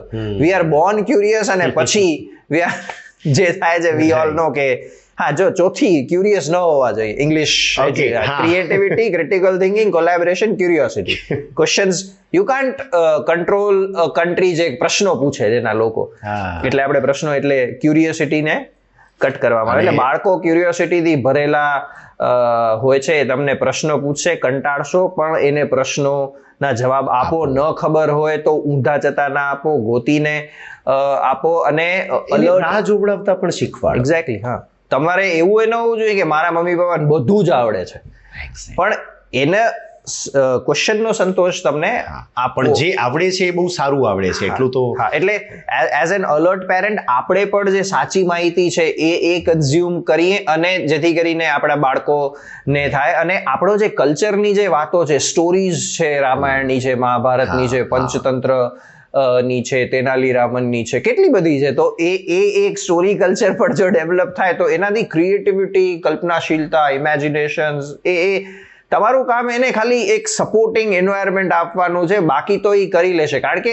જો આટલી બધી આપણે વિપરીત પરિસ્થિતિઓ જોઈ, પણ ઇન્ડિયન્સ આર સુપર બ્રાઇટ. આજે બધી ટેક કંપનીઝ, બધી US company, Silicon Valley, Indians are everywhere બેઠા છે. We are literally kind of taken over. તો this is not because of education system, in spite of this education system આપણે એવડું કમાલ કર્યું છે. તો જો ફેવરમાં આવી જાય તો આમ ક્યાં કુછ કરે તો એ પાછા પેલા લેવલ ઉપર જે ગ્રાફામાં થઈ નહીં આવે તો એ અને આમ ઝૂપ દેતું જશે હવે જશે.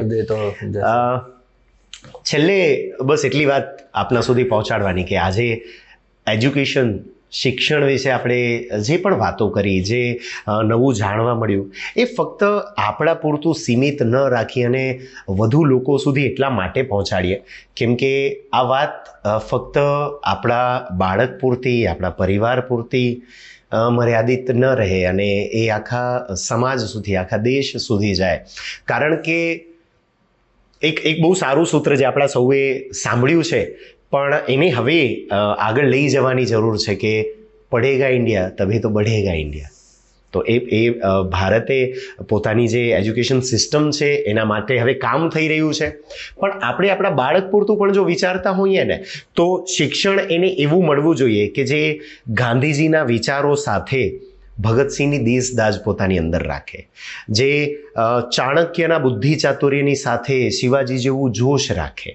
આ બધું આપણા બાળકમાં હોવું જોઈએ અને એ આવી શકે એમ છે. બસ જરૂર છે નજરિયો બદલવાની અને એને જે વાતાવરણ મળી રહ્યું છે એ બદલવાની. તો Kanishka sir, thank you so much.